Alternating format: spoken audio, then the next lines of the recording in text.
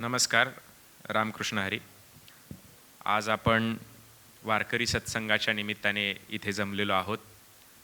वारकरी संप्रदायाचा विचार वारसा नीटपणे समजून घ्यावा.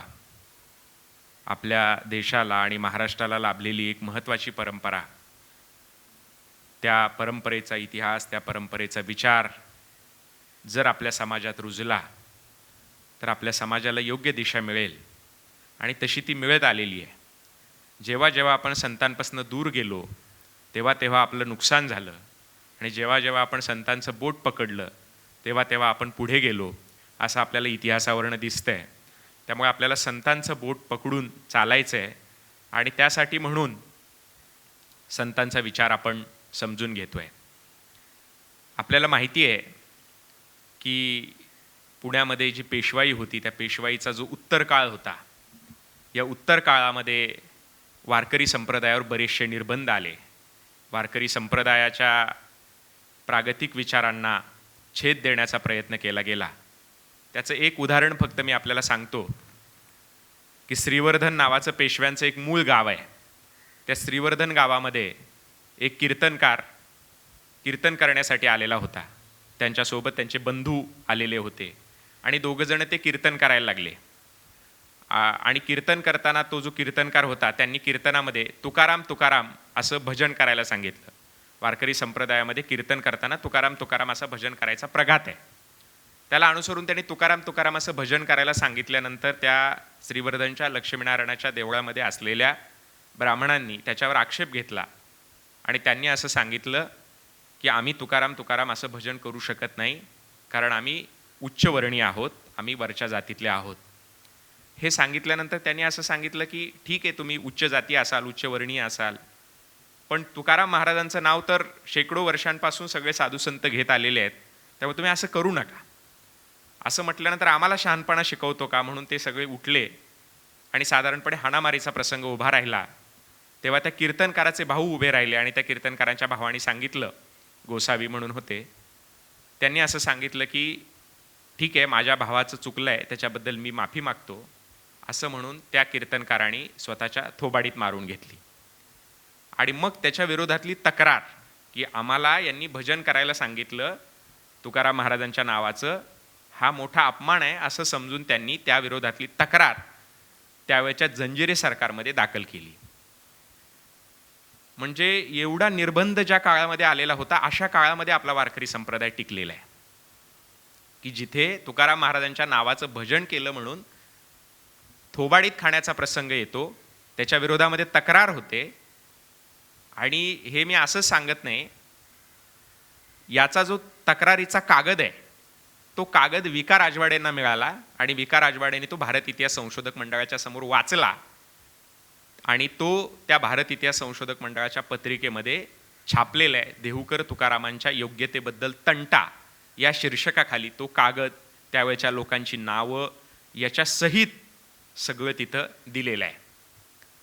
म्हणजे थोडक्यात मला सांगायचा मुद्दा काय आहे तर वारकरी संप्रदायावर या प्रकारचे निर्बंध मोठ्या प्रमाणात आणण्याचा प्रयत्न पेशवाईच्या काळामध्ये, विशेषतः उत्तर पेशवाईच्या काळामध्ये झालेला आहे. पण त्याही काळात काही माणसं उभी राहत होती. मोरोपंत जे बारामतीचे आहेत त्यांनी एक आर्या लिहिलेली आहे. त्या आर्यामध्ये त्यांनी त्या पेशव्याचा निषेध केलेला आहे. ते असं म्हणतात की सुज्ञ शिवाजी राजा न म्हणे तुकयास काय साधुनिका, तत पंडित प्रधाना न कळे गुण समज फार आधुनिका. मोरोपंत असं म्हणतात की तुकाराम महाराजांना शिवाजी महाराज मानत होते. शिवाजी महाराज हे भारतातले, महाराष्ट्रातले सुज्ञ राजे आहेत, शहाणे राजे आहेत, थोर राजे आहेत, जनतेच्या हिताची काळजी घेणारे, रयतेच्या हिताची काळजी घेणारे राजे आहेत. असा राजा, इतका थोर राजा, ज्यांनी मराठी स्वराज्याचा पाया घातला, ज्यांनी आपल्याला स्वाभिमान शिकवला, ज्यांनी आत्मसन्मान शिकवला, त्या शिवाजी महाराजांनी तुकाराम महाराजांना मानलेलं आहे. ते शिवाजी महाराज तुकाराम महाराजांना मानत होते आणि त्यांच्या गादीवर आलेला त्यांचा पंडित असलेला हा पेशवा हा मात्र तुकोबारायांना मानत नाही. हा काय फार शहाणा झाला का, असा सवाल मोरोपंतांनी त्यांच्या आर्येमध्ये विचारलेला आहे. सुज्ञ शिवाजी राजा न म्हणे तुकयास काय साधुनिका, तत पंडित प्रधाना न कळे गुण समज फार आधुनिका. त्याला मात्र तुकाराम महाराजांचे गुण कळलेले नाहीत असं मोरोपंतांनी आर्यमध्ये लिहिलेलं आहे.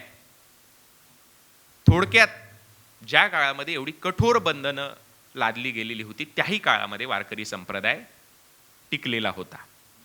आपल्याला माहिती आहे, आपण पुण्यामध्ये आहोत. सावित्रीमाई जेव्हा मुलींना शिकवायला बाहेर पडायच्या तेव्हा त्यांच्या अंगावरती शेण आणि चिखल फेकला जात होता. तसं वारकरी कीर्तनकारांच्याही बाबतीत होत होतं. नाशिकला गोदा घाटावरती वारकरी कीर्तनकारांना अभंग घेतला की तिथली पुरोहित मंडळी एकत्र यायची आणि ती कीर्तनकारांच्या अंगावर शेण फेकायची, म्हणून त्या घाटाचं नावच शेणमारीचा घाट असं पडलेलं आहे. आजही नाशिकमध्ये गेलात आणि शेणमारीचा घाट कुठे आहे असं विचारलं तर तिथली लोक सांगतात त्याला शेणमारीचा घाट हे नाव का पडलेलं आहे, तिथं वारकरी कीर्तनकारांना शेणमार होत होती. त्याचे उल्लेख वैकुंठवासी दादा महाराज सातारकरांचं जे चरित्र गोश राहीरकरांनी लिहिलेलं आहे त्या चरित्रामध्ये आलेले आहेत. आजरेकर फडावर त्या प्रकारच्या कथाही सांगितल्या जातात. त्याच्यामुळं सांगण्याचा मुद्दा असा आहे की वारकरी संप्रदायावर इतके कठोर निर्बंध आलेले असताना सुद्धा तो टिकला, वाढला, लोकांमध्ये पसरला. त्याच्यामुळे ज्या ज्या वेळेला या प्रकारची संकट वारकरी संप्रदायावर येतील त्या वेळेला आपण संतांचं बोट धरून पुढे गेलं पाहिजे. आणि जेव्हा जेव्हा महाराष्ट्र संतांपासून दूर गेला, म्हणजे पेशवाईच्या काळामध्ये पेशव्यांची राजसत्ता संतांच्या विचारांपासून दूर गेली, म्हणून आपल्याकडे परकीयांचं राज्य आलं आणि इंग्रजांची 150 वर्षाची गुलामगिरी आपल्याला स्वीकारावी लागली. आणि त्या इंग्रजांच्या विरोधामध्ये स्वातंत्र्याची चळवळ झाली. त्या स्वातंत्र्याच्या चळवळीचे जे नेते होते महात्मा गांधी, त्यांच्यावर संतांचा प्रभाव होता. म्हणजे स्वातंत्र्याचा लढा आपल्या देशाला पुढे नेणारा लढा होता, त्या लढ्यातल्या नायकांवर संतांचा प्रभाव होता. म्हणजे जेव्हा जेव्हा आपण पुढे जातो तेव्हा संतांचं बोट आपण धरलेलं असतं आणि जेव्हा ते बोट सोडतो तेव्हा तेव्हा आपल्या समाजाच्या ऱ्हासाची सुरुवात होते, आपल्या समाजाचं अधःपतन व्हायला सुरू होतं.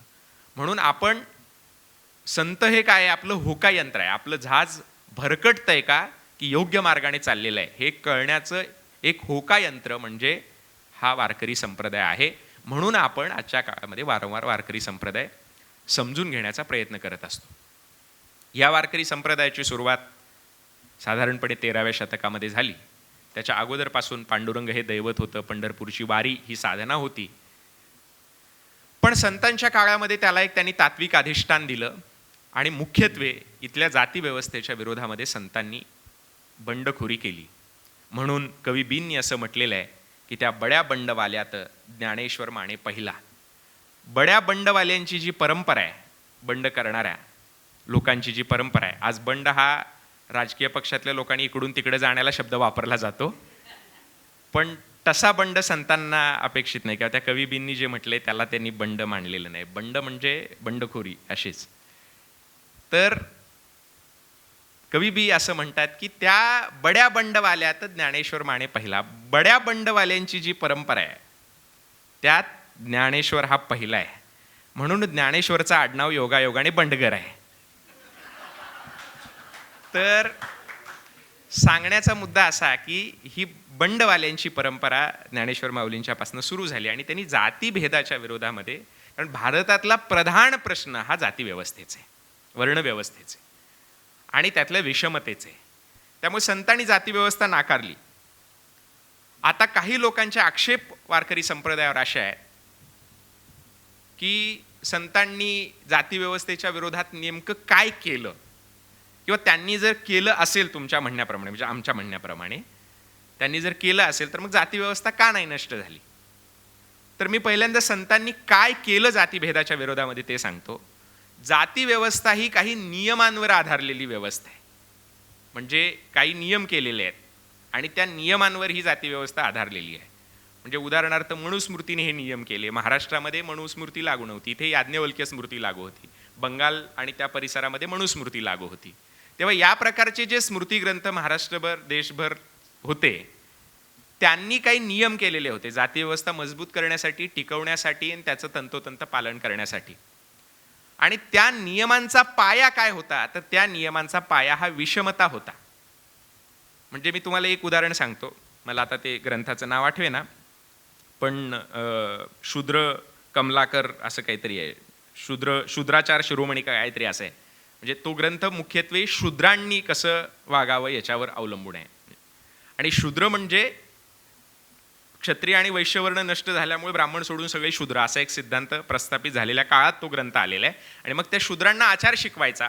तर त्याच्यामध्ये असे नियम आहेत की सकाळी उठल्यानंतर ब्राह्मणाने किती लांबीच्या काडीनं दात घासायचा आणि शूद्राने किती लांबीच्या काडीनं दात घासायचा याचे नियम आहेत. किंवा शौचाला बसताना सुद्धा शूद्राने कुठल्या दिशेला तोंड करून बसायचं आणि ब्राह्मणाने कुठल्या दिशेला तोंड करून बसायचं याचे नियम आहेत. आता मला सांगा, कुठल्या दिशेला तोंड करून बसल्याने काय फरक पडतो का? नाही पडत ना. किंवा दात किती लांबीच्या काडीनं घासलं याने काही फरक पडत नाही. आज नाहीतरी ब्रश आले असते प्रत्येक जातीसाठी वेगवेगळे, तर याने काही फरक पडत नाही. मग असे नियम का केले गेले? कारण याच्यामुळे एक विषमता निर्माण होते आणि सकाळी उठल्यापासून संध्याकाळी झोपेपर्यंत आपल्याला जाती व्यवस्थेचं भान राहतं की मी कुठल्या जातीचे. याच्यासाठी त्या प्रकारचे नियम केलेले होते. इतर अनेक नियम होते की वरच्या जातीतल्या लोकांनी खालच्या जातीतल्या लोकांच्या घरी जेवायचं नाही, वरच्या जातीतल्या लोकांनी खालच्या जातीतल्या लोकांच्या पाया पडायचं नाही, वरच्या जातीतल्या लोकांनी खालच्या जातीतल्या लोकांना गुरु मानायचं नाही, ब्राह्मण पुरुष सोडून इतरांना, म्हणजे क्षत्रिय वैश्य नाही पण क्षत्रिय वैश्य वर्ण नष्ट झालेले आहेत, ब्राह्मण पुरुष सोडून ब्राह्मण स्त्रियांना वेदाचा अधिकार नाही, इतर स्त्रियांना तर नाहीच नाही, आणि इतर बहुजन समाजालाही नाही, वेदाचा अधिकार नाही. म्हणजे असे अनेक नियम केलेले होते. या नियमांची दोन प्रकारे विभागणी करता येईल असं मला वाटतं की एक म्हणजे सामाजिक नियम जाती व्यवस्थेचे आणि दुसरे धार्मिक नियम. सामाजिक नियम म्हणजे काय? तर जेवण करायचं नाही हा सामाजिक नियम आहे, आणि पाया पडायचं नाही किंवा गुरु करायचं नाही हे धार्मिक नियम आहेत. म्हणजे काही सामाजिक नियम होते जाती व्यवस्थेचे आणि काही धार्मिक नियम होते. आणि संतांनी यातले धार्मिक नियम जाणीवपूर्वक मोडलेले आहेत आणि सामाजिक नियम सुद्धा मोडलेले आहेत. आता काही लोक म्हणतील की सगळे सामाजिक नियम का मोडले नाहीत किंवा सामाजिक नियमांवर भर का दिला नाही? याचं कारण असं आहे की तेव्हा धर्म हे समाजाचं केंद्रस्थान होतं. सगळ्या गोष्टी या धर्मावर आधारित होत्या.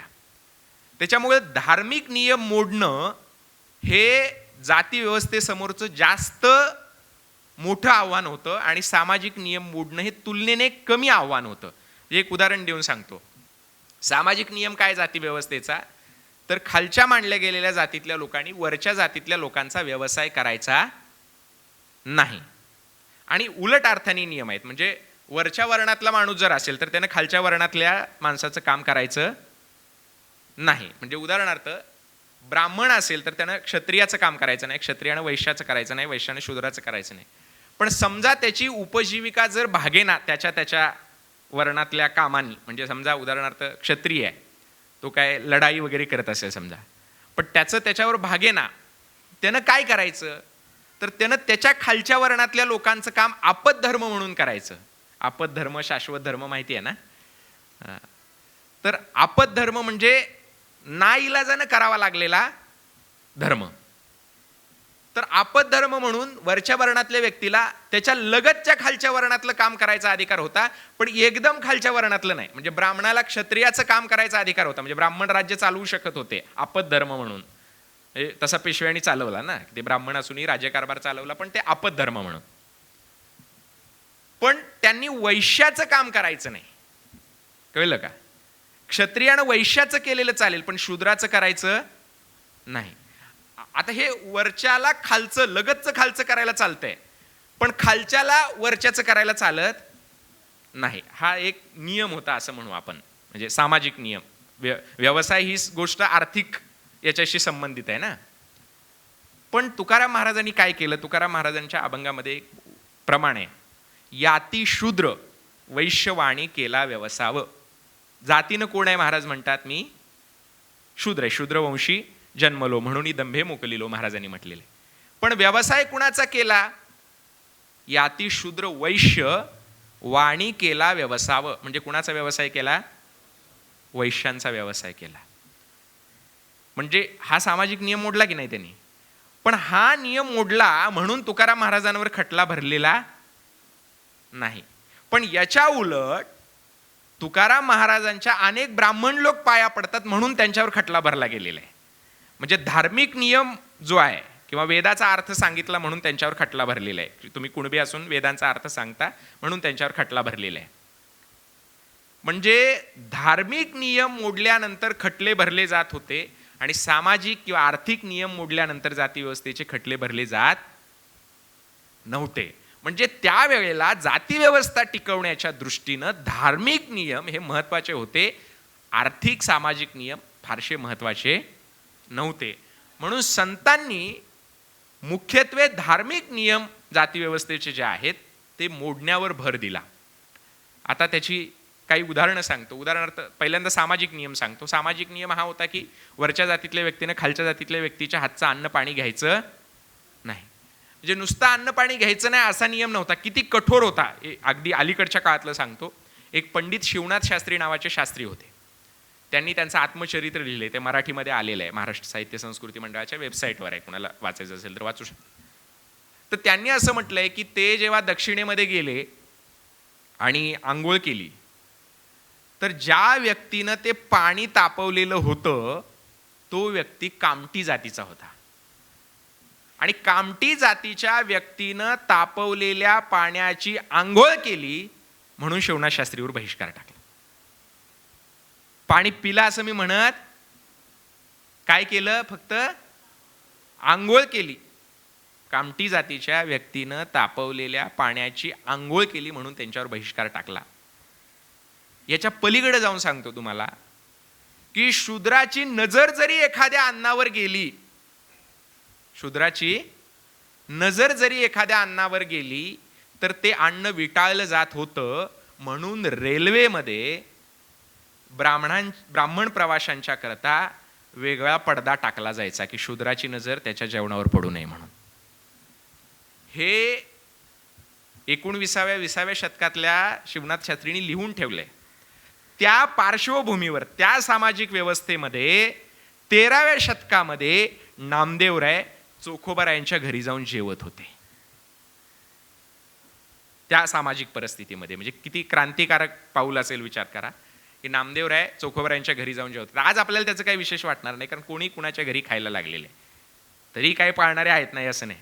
पण 13व्या शतकामध्ये नामदेवराय दलित असलेल्या चोखोबारायांच्या घरी जाऊन जेवण करतायत आणि ह्या सगळ्या संतांच्या मांदी आळीमध्ये परिसा भागवतासारखे ब्राह्मण आहेत, ज्ञानोबारायांसारखे बहिष्कृत ब्राह्मण आहेत.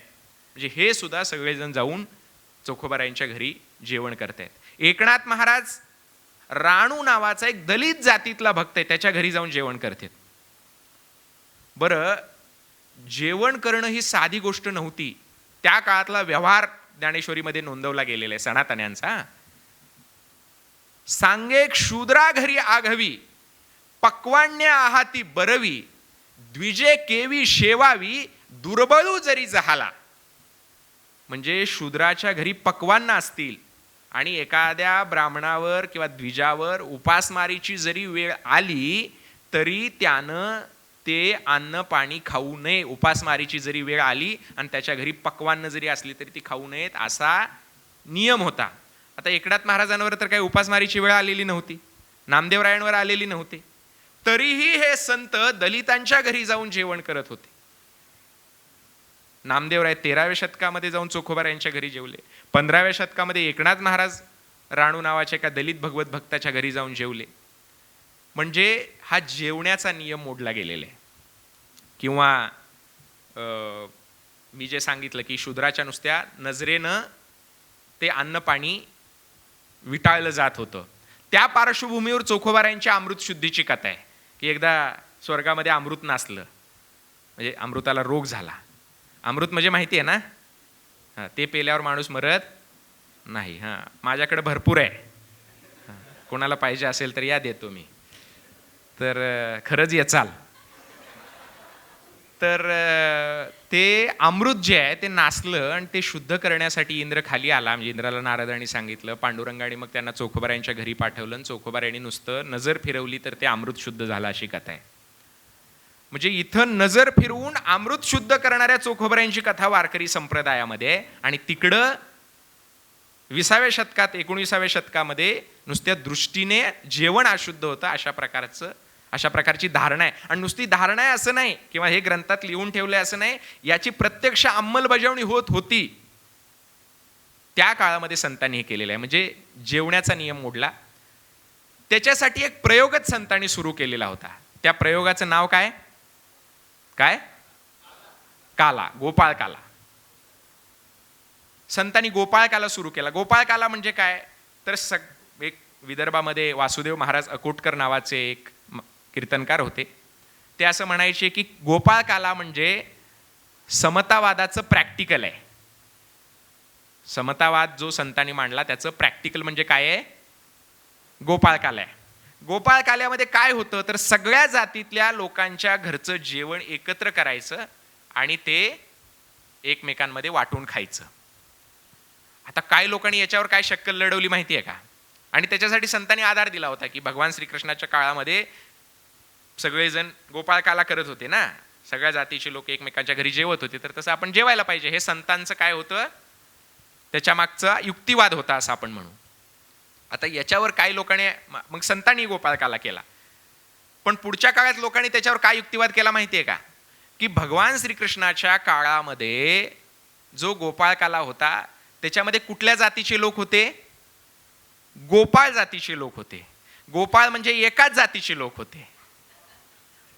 कळलं की नाही? मग एकाच जातीच्या लोकांचे त्यात आंतरजातीय सहभोजनाचा मुद्दाच आला कुठनं? असा युक्तिवाद त्या काळातल्या काही लोकांनी मांडला. आणि ती लोकही थोरच होती, पण त्यांची तशी धारणा होती. म्हणजे त्यांनी काय केलं, म्हणजे गोपाळ ह्या शब्दाचा असा अर्थ लावला ना की गोपाळ काय आहे? एकाच जातीचे लोक आहेत. तर एकाच जातीचे लोक आहेत म्हटल्यावर मग त्याचा काय युक्तिवाद करायचा? तर त्याचा युक्तिवाद केला विदर्भातल्या मंगळूर दस्तगीरच्या गणपती महाराजांनी. गणपती महाराज अजात यांनी एक अजातचा प्रयोग तिकडे विदर्भामध्ये केलेला होता. वारकरी संप्रदायातलेच होते गणपती महाराज. त्या गणपती महाराजांनी त्याचं खंडन असं केलं की गोपाळ ही एक जात नाही, तर गो म्हणजे इंद्रिय, पाळ म्हणजे पाळणारा, इंद्रियावर ज्याचं नियंत्रण आहे तो गोपाळ. आणि स्वतः तुकोबारायांनी त्या प्रकारची व्याख्या केलेली आहे. काम क्रोध बंदी खाणी तुका म्हणे दिले दोणी, इंद्रियाचे धणी आम्ही झालो गोसावी.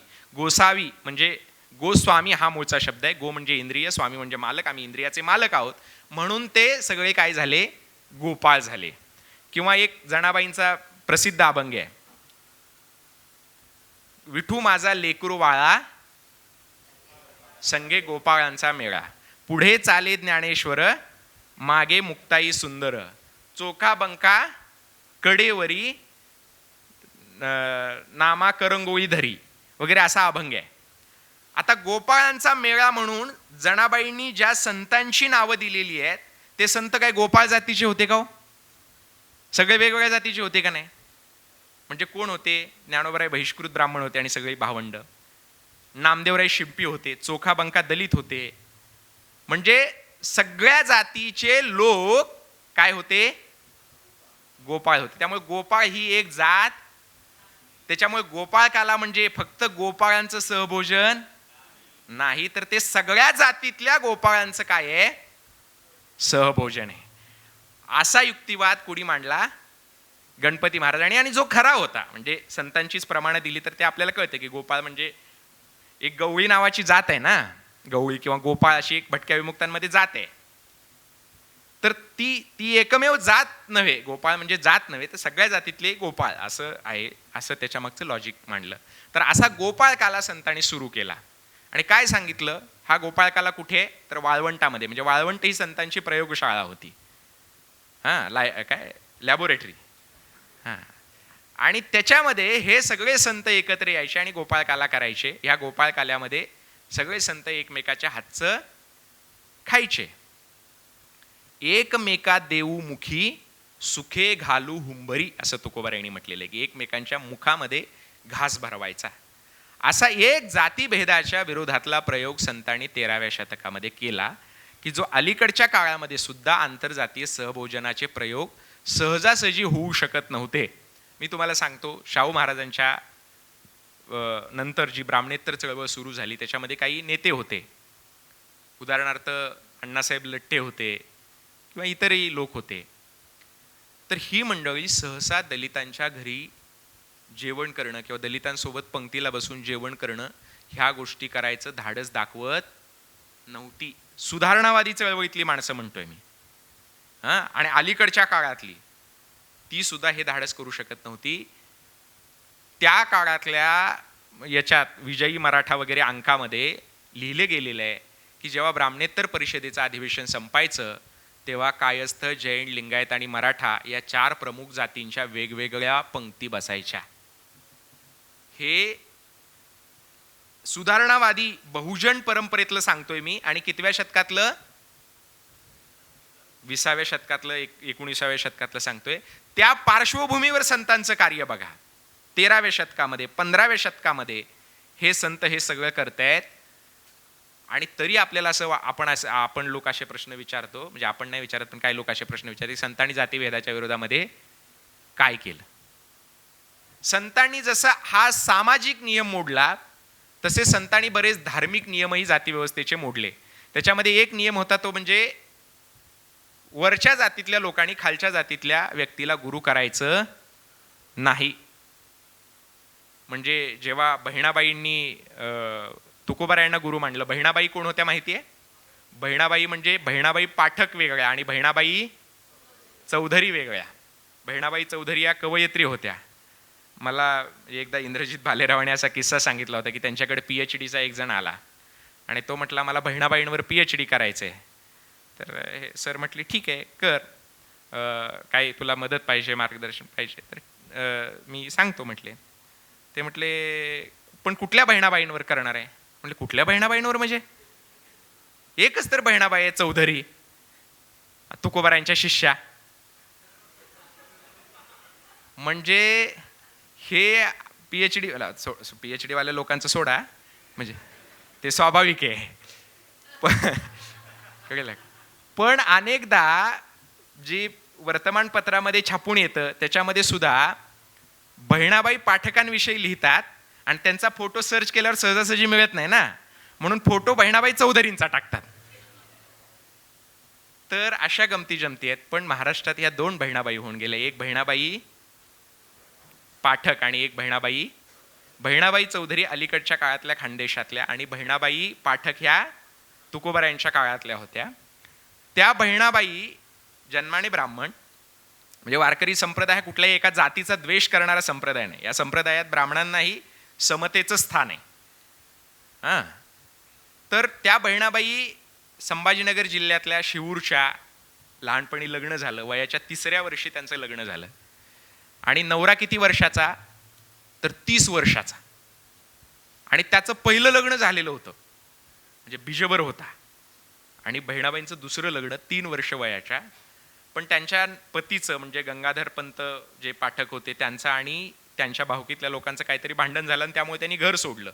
आणि मग त्या बहिणाबाई फिरत फिरत फिरत बहिणाबाई आणि त्यांचे पती म्हणजे शिखर शिंगणापूर, त्याच्यानंतर इकडे पंढरपूर, रहिमतपूर असं करत करत करत त्या कोल्हापूरला गेल्या आणि कोल्हापूरमध्ये राहिल्या. तर त्या कोल्हापूरमध्ये राहिल्यानंतर रामस्वामी वडगावकर नावाचे एक मोठे कीर्तनकार त्या काळातले ते तिथं कोल्हापूरला कीर्तन करायला यायचे. आणि ते तुकोबाराय हयात असताना तुकाराम महाराजांच्या अभंगावर कीर्तन करत होते. म्हणजे तुकोबारायांची कीर्ती किती पसरलेली असेल बघा. स्वतः तुकोबारायांनीच म्हटलेलं आहे, कोण होते सांगाय असं, गेले होते देशोदेश, समर्थ तो माझा बाप, नेले वाऱ्या हाती माप. वाऱ्याच्या वेगानं माझी कीर्ती पसरली. महाराज म्हणतात माझं नाव सांगायला काय माणसं मी पाठवलेली होती? महाराजांनी माणसं पाठवली नव्हती, पण महाराजांची कीर्ती वेगानं सगळीकडं पसरलेली होती. आणि तुकाराम महाराजांच्या अभंगावर वडगावचे, साताऱ्यातल्या वडगावचे जयराम स्वामी कीर्तन करत होते कोल्हापूरला. ती कीर्तनं बहिणाबाईंनी ऐकली आणि मग बहिणाबाई माऊलींना असं वाटलं की आपण तुकाराम महाराजांना गुरु करायला पाहिजे. आणि त्यांना गुरु केलं. त्यांनी जेव्हा तुकोबारायांना गुरु मानलं तेव्हा त्यांच्या नवऱ्याची प्रतिक्रिया काय होती माहिती आहे का? नवरा असं म्हटला, कैसा शूद्र तुका स्वप्नीच दर्शनी बिघडली पत्नी काय करू. माझी बायको बिघडली का, तर शूद्र जातीतल्या तुकोबरायांना तिनं गुरु केलंय असं बहिणाबाईंचा पती म्हटलंय. बहिणाबाईंनीच त्यांच्या आत्मचरित्रामध्ये नोंदवलेलं आहे. पण बहिणाबाई डगमगल्या नाहीत. त्यांनी नवऱ्याची समजूत घातली आणि समजूत घातल्यानंतर खरं म्हणजे बहिणाबाईंचं एक गाय आणि वासरू होतं. म्हणजे त्यांना कपिला नावाची गाय, ते ज्यांच्या घरी आश्रयाला गेले होते त्यांना गाय आणि वासरू एक जणांनी भेट दिलं होतं. त्या काळात गोदान देण्याची पद्धत होती ना. आता गोदान परवडत नाही म्हणून सोन्याची गाय मागतात. बरोबर की नाही. आता गायीला सांभाळून काय परवडणार आहे ना, त्याच्यामुळे गोदान मागतात. आता तुमच्यापैकी एखादा सोन्याची गाय मला देईल अशी अपेक्षा ठेवतो. तर मग ती गोदान त्या हिरमभट्टांना दिलेलं होतं, एक गाय आणि एक वासरू. तर ते गाय वासरू त्यांनी हिरमभट्टांनी बहिणाबाईंना दिलं. आणि मग बहिणाबाईंचा त्या वासरावर एवढा जीव जडला की ते वासरू बहिणाबाईंनी चारा पाणी टाकल्याशिवाय चारा पाणीच खायचं नाही इतरांच्या हातचं. आणि असं घडतं बरं का. म्हणजे जनावरांना जर प्रेम लावलं तर ते घडतं. म्हणजे साने गुरुजींची श्यामची आई जेव्हा गेली तेव्हा मथी नावाचं जे मांजर होतं ते अन्न पाणी टाकलं आणि ते सुद्धा मेलं. म्हणजे हे अलीकडच्या काळातले. तर त्या बहिणाबाईंच्या गाईचं जे वासरू होतं ते अन्न पाणी खात नव्हतं, म्हणजे चारा पाणी खात नव्हतं.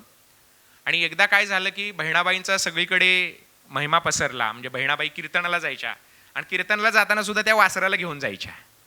आणि जयराम स्वामी वडगावकर आत कीर्तन करायचे आणि त्या वासराला घेऊन कीर्तनाला बसायच्या. आणि एक दिवशी गर्दी झाली सभा मंडपामध्ये म्हणून लोकांनी त्या वासराला बाहेर काढलं. तर ते वासरू बाहेर ओरडायला लागलं आणि आत बहिणाबाई रडायला लागल्या.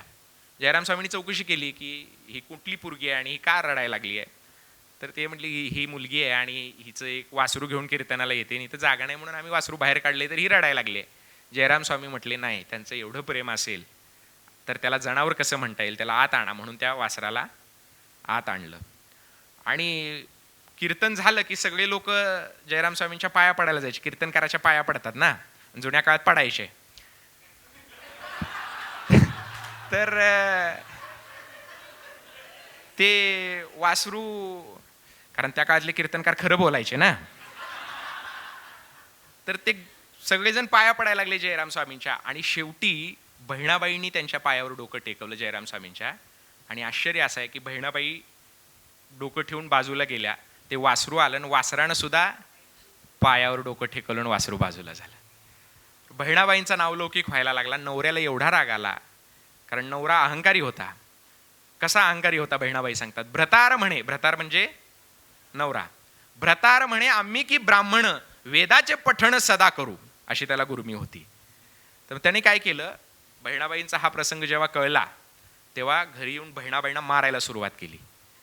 मारल्यानंतर एवढं मारलं की त्या बेशुद्ध पडल्या. आणि त्या बेशुद्ध पडलेल्या काळामध्येच त्यांना स्वप्नामध्ये तुकोबरायांचं दर्शन झालं, अशा प्रकारची कथा आहे. तर ते जे वासरू होतं ते वासरू बहिणाबाईंनी चारा पाणी टाकल्याशिवाय काही खातपीत नव्हतं. आणि बहिणाबाई जेव्हा बेशुद्ध पडल्या तेव्हा त्याला चारा पाणी मिळालं नाही म्हणून ते वासरू मेलं. त्याचे अंत्यसंस्कार झाले. ही गोष्ट जेव्हा जयराम स्वामी वडगावकरांना कळली तेव्हा वडगावकर आले आणि त्यांनी त्यांच्या नवऱ्याची समजूत काढली की तू असं करू नकोस. आणि शिवाय हिरमभट्टाच्या घरी हे राहत होते.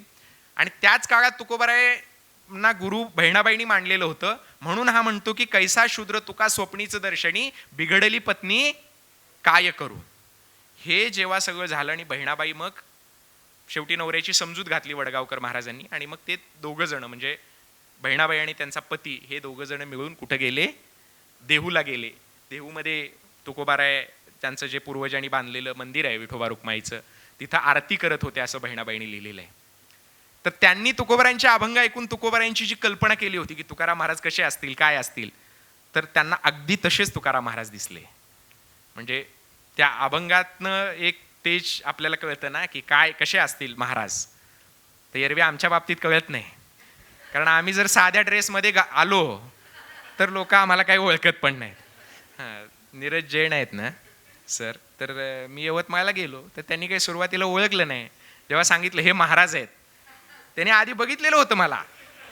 म्हणजे 2-3 वेळा मीटिंग झालेली होती पण त्यांनी मला ओळखलं हा फरक आहे.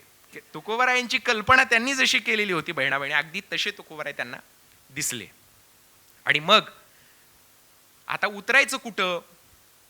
कुणाच्या तरी घरी उतरायला पाहिजे ना देहूमध्ये. म्हणून ते उतरले आणि ते घर योगायोगानं मंबाजीचं होतं. मंबाजी म्हणजे कोण माहिती आहे ना? तुकोबारायांचे निष्ठावंत शिष्य होते ना. त्या मंबाजीच्या घरी बहिणाबाई उतरल्या. बहिणाबाईंचे पती पण तिथं थांबले. आणि मंबाजीला काय वाटायचं, आज ना उद्या हे जोडपं भाविक दिसतंय, आमच्या सेवेमध्ये राहील, आम्हाला शिष्य मिळाला. शिष्य म्हणजे काय, त्यांचं गिराईकच की थोडक्यात. तर ते खुश झाले मंबाजी. आणि बहिणाबाई दर्शनाला जायच्या, तुकोबारायांच्या कीर्तनाला जायच्या आणि पुन्हा इथे येऊन राहायच्या. मग एक दिवशी आता महत्वाच्या मुद्द्याला हात घालायला पाहिजे ना.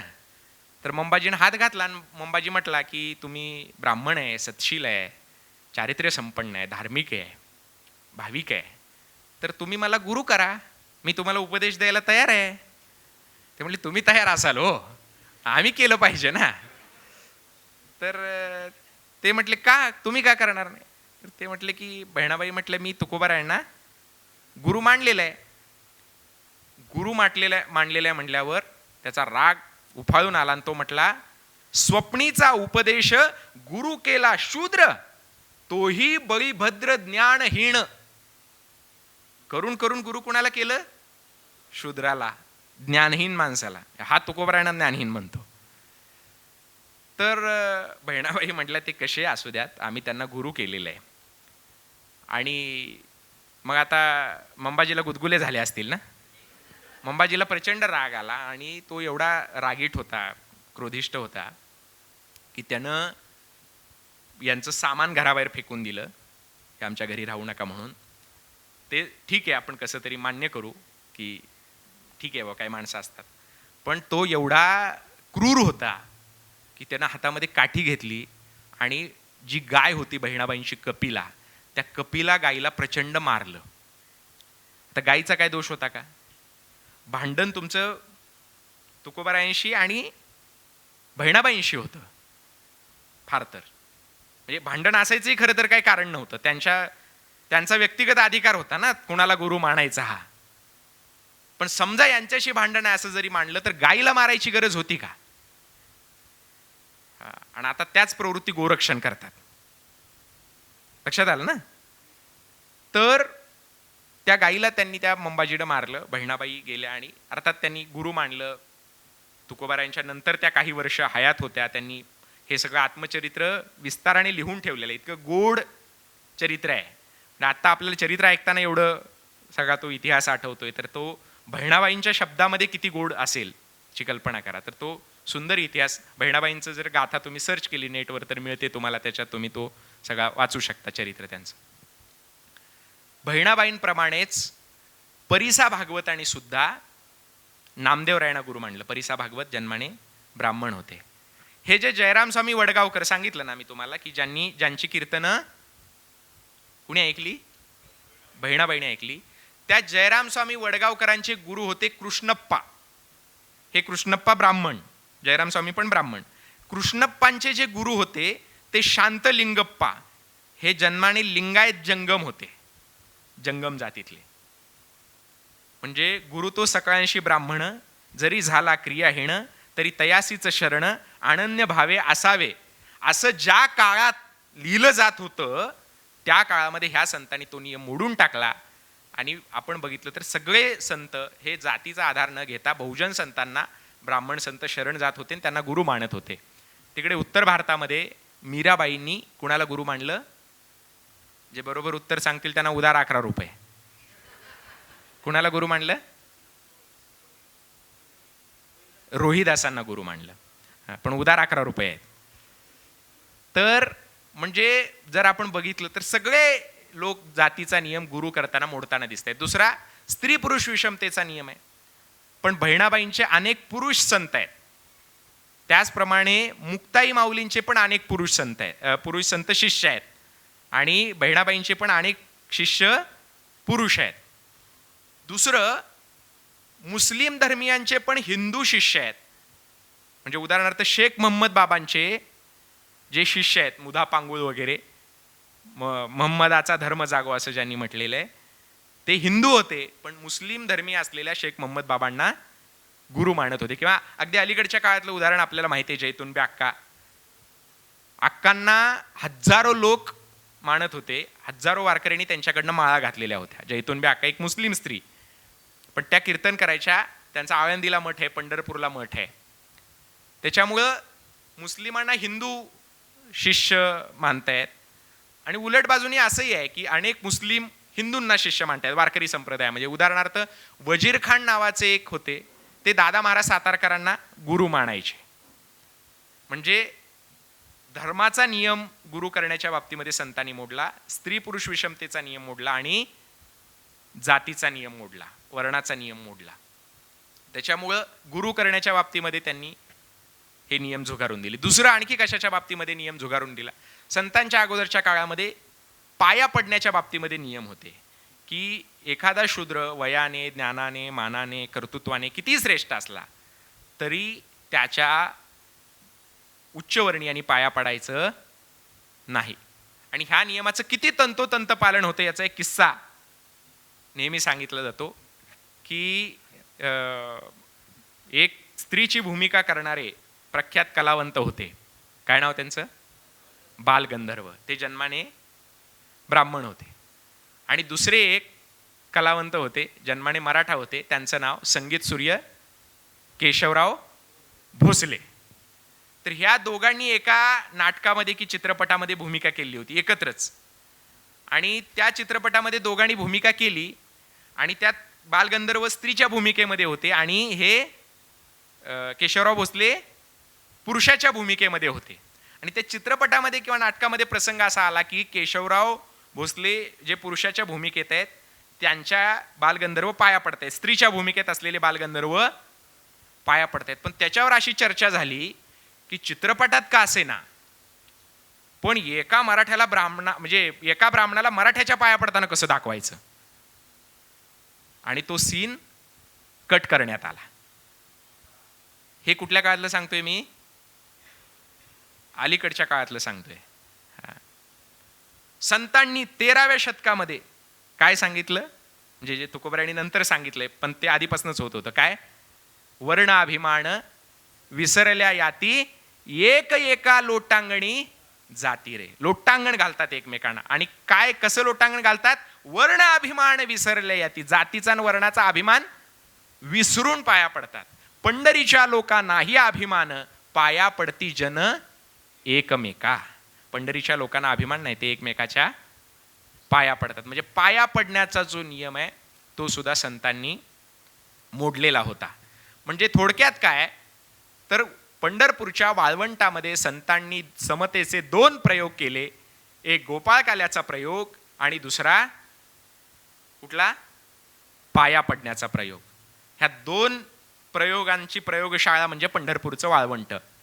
म्हणून संतांनी काय सांगितलं? 18 पगड याती सकळही वैष्णव, नाही दुजा भाव पंढरीशी. 18 पगड जातीचे वैष्णव पंढरपुरामध्ये समान आहेत, इथे कोणताही भेदभाव नाही, हे संतांनी सांगितलेलं आहे. म्हणजे पंढरपूरचं वाळवंट ही समतेची भूमी आहे. 18 पगड याती सकळही वैष्णव, नाही दुजा भाव पंढरीशी. बरं, हे पंढरपुरात घडतं म्हणून संत सांगतात की पंढरपूर श्रेष्ठ आहे. काशीमध्ये घडतं का? हे गयेमध्ये घडतं का? द्वारकेमध्ये घडतं का? महाराज काय म्हटले? वाराणसी गया पाहिली द्वारका, परिणय तुका पंढरीचा. महाराज म्हटले मी वाराणसी गया सगळं बघून आलो म्हणले. तिथं हे असं पाया पडत म्हणून ते पंढरपूरची बरोबरी करू शकत नाहीत. पंढरीच्या लोका नाही अभिमान, पाया पडती जन एकमेका. म्हणजे हे समतेचं तत्वज्ञान संतांनी सांगितलं. जे गुरु करण्याच्या बाबतीतला नियम मोडला, पाया पडण्याच्या बाबतीतला नियम मोडला, जेवणाच्या बाबतीतला नियम मोडला. चौथा महत्वाचा नियम होता वेदांच्या बाबतीतला, की वेदाचा अधिकार फक्त वरच्या वर्णातल्या पुरुषांना आहे. परंतु संतांनी सांगितलं हे करणारा वेद हा कंजूष आहे. काय म्हटले ज्ञानोबा आहे? वेदू संपन्न होय ठाई, परी कृपणू ऐसा आणू नाही, जो लागला काणी तिही वर्णांच्याची. वेद ज्ञानाने संपन्न, पण वृत्तीने कसा आहे? कंजूष आहे. काय माणसं पैशाने श्रीमंत असतात, पण वृत्तीने कसे असतात? कंजूष असतात. बरोबर की नाही? इथं कोण नाही तसं, आमच्या गावाकडचं सांगतोय. तर महाराज म्हणले वेदाचं तसं झालंय की वेद हा ज्ञानाने संपन्न आहे, पण वृत्तीने कसा आहे? कंजूष आहे. वेद बहुकृपण झाला, तिन्ही वर्णाचे काणी लागला, स्त्री शूद्राशी अबोला, धरुणी ठेला अद्यापी. स्त्री शूद्रांसोबत त्यानं काय केलंय? अबोला धरलेला आहे. किंवा आमचे तुकोबराय म्हटले त्यांना अबोला धरला म्हणजे आम्हाला काय फरक पडत नाही. वेद आम्हावरी रुसोनिया गेला, आम्ही त्याच्या बाला धरिले कंठी. वेदाचा बाप कोण? देवच की, पांडुरंगच. आणि तो कंठामध्ये धारण केला म्हणजे काय केलं? त्याचं नाम आम्ही आमच्या कंठाने घेतो. कंठी धरला कृष्णमणी, अवघा जणी प्रकाश, महाराज म्हणतात. त्यामुळे वेद रुसून गेला तर आम्हाला त्याची काही पर्वा नाही. आणि पुन्हा एक वेदांच्या बद्दल असा वैदिक धर्मियांमध्ये धारणा होती की वेद हे देवाच्या घोरण्यातनं निर्माण झाले. देव झोपले होते आणि घोरण्यातनं निर्माण झाले वेद. संदीप बर्वे सर हसतायत का माहिती आहे का? जाऊ दे, झाकली मोठ. हा, आम्ही नाशिकला एकत्र मुक्कामी होतो, कळलं ना? जाऊ दे, तो किस्सा तुम्हाला सांगतो. सिन्नरला व्याख्यान होतं माझं आणि सर आले होते. मग आम्ही दोघं जण सिन्नरला मुक्कामी थांबलो आणि मला त्यांनी झोपताना पूर्वसूचना दिली की मी जरा घोरतोय म्हणले, त्यामुळे तुम्हाला झोप लागेल न लागेल काय सांगता येत नाही. ठीक आहे म्हणलं. आता झोपलो. मग झोपल्यानंतर पुन्हा सकाळी उठलो. सकाळी उठल्यावर त्यांनी मला विचारलं झोप लागली का तुम्हाला? मी म्हटलं लागली की. नाही, मला वाटलं माझ्या घोरण्यामुळे तुम्हाला झोप लागणार नाही म्हणून मी काय केलं, 4 वाजताच लवकर उठलो आणि माझी कामं करत बसलो. मी म्हटलं 4 वाजल्यापासूनच मला लागली आहे झोप. तर तसा देव झोपला आणि देवाच्या झोपेच्या घोरण्यातनं काय निर्माण झाले? वेद निर्माण झाले. तुकाराम महाराज म्हणतात हे वेद म्हणजे स्वप्नातलं आहे आणि आमचे अभंग हे जागृतीतले आहेत. तुका म्हणे वेद स्वप्नीचे चैले, ते काय येईले जागृतीशी. वेद हे स्वप्नीचे आहेत, ते चैल्यानंतर म्हणजे जाग झाल्यानंतर काय उपयोगाला येणार आहेत. किंवा माऊलीनी सांगितलंय आगा स्वप्नी निदान फावे, चैली हरपे आघवे, तैशे स्वर्ग सुख जाणावे वेदज्ञाचे. किंवा माऊलीनी खूप ओव्या लिहिलेल्या आहेत. आगा वेदविद जरी झाला, माते नेनता वाया गेला, कणू सांडुनी उपणला भुसा जैसा. एखादा माणूस किती वेदविद झाला तरी त्याची हालत काय होते माऊली सांगतात. आगा वेदविद जरी झाला, माते नेनता वाया गेला. माते म्हणजे भगवान श्रीकृष्णाला म्हणजे पांडुरंगाला जाणण्याशिवाय वाया गेला. कणू सांडुनी उपणला भुसा जैसा. धान्य उपणताना ते भुसा असतो की नाही, तो घ्यायचा आणि धान्य टाकायचं, बरोबर का? उलट करतात. तसं माऊली म्हणतात ह्या वेदज्ञाचं उलट झालंय. हे भुसा घेतात आणि धान्य टाकतात. कळलं का? अगा वेदविद जरी झाला, माते नेनता वाया गेला, कणू सांडुनी उपणला भुसा जैसा. वेदामध्ये हिताचाही मार्ग सांगितलेला आहे आणि अहिताचाही मार्ग सांगितलेला आहे. दोघापैकी काय घ्यायचं ते तुम्ही ठरवा म्हणतात. वेदाचं परिशीलन करा आणि त्यातला हिताचा मार्ग तेवढा स्वीकारा असं माऊलींनी सांगितलेलं आहे. काय म्हणतात माऊली? वेदे बहुत बोलिले, विविध भेद सुचिले, तरी आपण हित आपुले तेची घेपे. जेवढं आपल्या हिताचं आहे तेवढंच घ्या वेदातलं, सगळं घ्यायची गरज. मग ते उदाहरण देऊन सांगतात. 2 उदाहरणं दिलेत माऊलींनी. का उदकमय सकळ जरी झाले महितळ, तरी आपण घेपे केवळ आरतीची जोगे. संपूर्ण जगामध्ये किती टक्के पाणी आहे? 70, 71, 72 काय जे असेल ते. पण तेवढं सगळं आपण पितो का? आपण आपलं तहान भागण्यापुरतंच पाणी पितो ना. माऊली म्हणतात वेदामध्ये भरपूर काय सांगितलेलं असेल, आपण त्यातलं हिताचं तेवढं निवडलं पाहिजे. का उदकमय सकळ जरी झाले महितळ, तरी आपण घेपे केवळ आरतीची जोगे. किंवा आणखी एक उदाहरण दिलंय. जैसा प्रगटले या गभस्ती, अशेषही मार्ग दिसती, तितके काय चाली जिती सांगे मज. ज्ञानोबाराय म्हणतात की सूर्य उगवल्यानंतर भरपूर वाटा दिसतात. तेव्हा काय लाईट नव्हती, मॅप पण नव्हता ना, समृद्धी पण नव्हता. सूर्य उगवल्यानंतरच लोक निघायचे. माऊली म्हणतात सूर्य उगवल्यानंतर भरपूर वाटा दिसल्या, तर त्या सगळ्या वाटा काय आपण चालतो का? त्यातली आपल्याला ज्या वाटेने जायचंय तीच वाट चालतो. तसं माऊली सांगतात, ज्ञानीय जे होती ते वेदार्थ ते विवरती, वेदार्थाचं विवरण करतात. योग्य काय, अयोग्य काय, हिताचं काय, अहिताचं काय, धर्माचं काय, अधर्माचं काय, कर्माचं काय, अकर्माचं काय, हे त्यातलं बरोबर ते निवडतात. कोण? ज्ञानी लोक.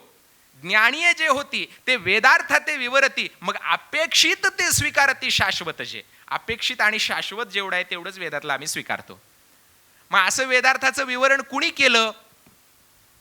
ज्यांना वेदाचा अधिकार आहे त्यांना काही कळत नव्हतं त्यातलं, असं महाराजांनीच म्हटले. वेदाचे गव्हार न कळे पाठकांना, अधिकार येरा नाही लोका. म्हणजे दात आहे तर चण नाही, तर चण आहे तर दात नाही. तर ज्यांना वेदाचा अधिकार आहे त्यांना वेदाचा अर्थ कळत नाही, आणि ज्यांना वेदाचा अर्थ कळण्याची क्षमता आहे त्यांना वेदाचा अधिकार नाही. महाराज म्हणतात, वेदाचे गव्हार न कळे पाठकान, अधिकार येरा नाही लोक. आमच्यासारख्याला कळतं वेद, कळायची क्षमता आहे आमच्यात, पण आम्हाला अधिकार नाही. आणि ज्यांना अधिकार आहे त्यांना वेद कळत. मग वेदातलं हिताचं काय आणि अहिताचं काय, धर्माचं काय, अधर्माचं काय, हे कसं निवडायचं? तर ते संतांनीच निवडलेलं आहे, लक्षात घ्या. म्हणून वेद वाचायची गरज नाही. कोणाला वाचायचं? संतांना वाचायचं. कारण संतांनीच वेदाचं विवरण केलंय. चौही वेदाचे केलेशे विवरण, अर्थही गहन करून या. कुणी? तुकोबारायांनी केलं विवरण. आणि मग त्यांनी त्यातला योग्य हिताचा भाग निवडून आपल्या समोर सांगितलेले. म्हणून आपल्याला न पडवे वेद नको शास्त्रबोध, नामाचे प्रबंध पाठ करा.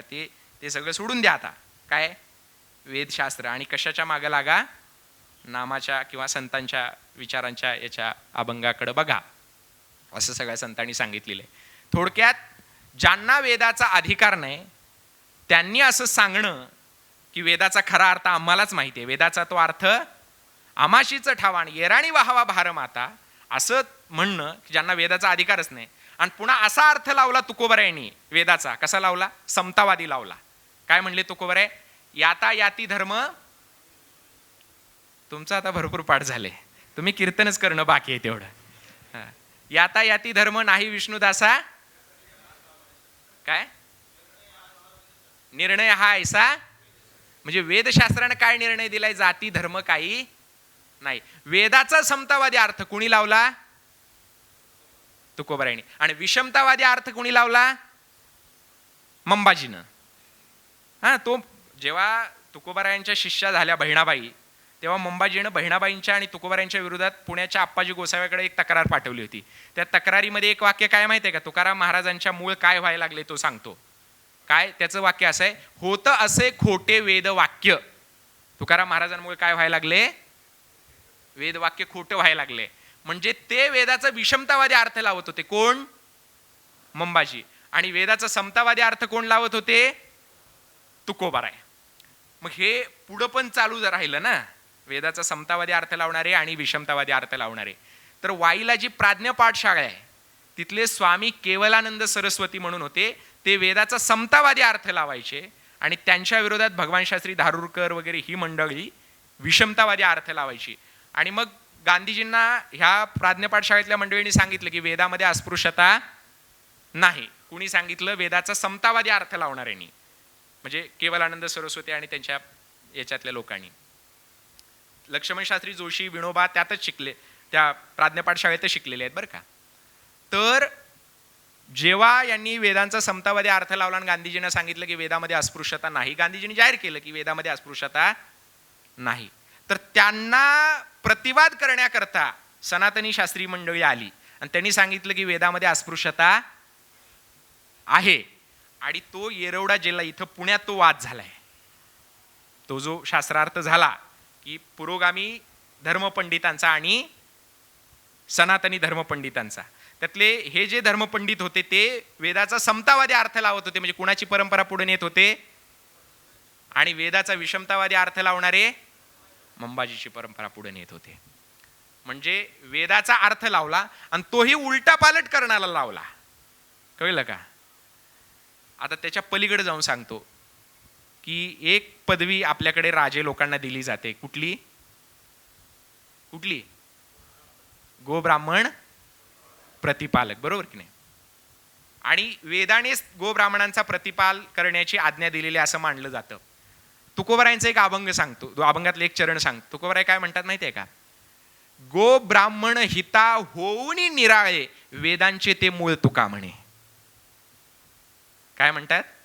गो ब्राह्मण हिता होऊन निराळे वेदांचे ते मूळ तुका म्हणे.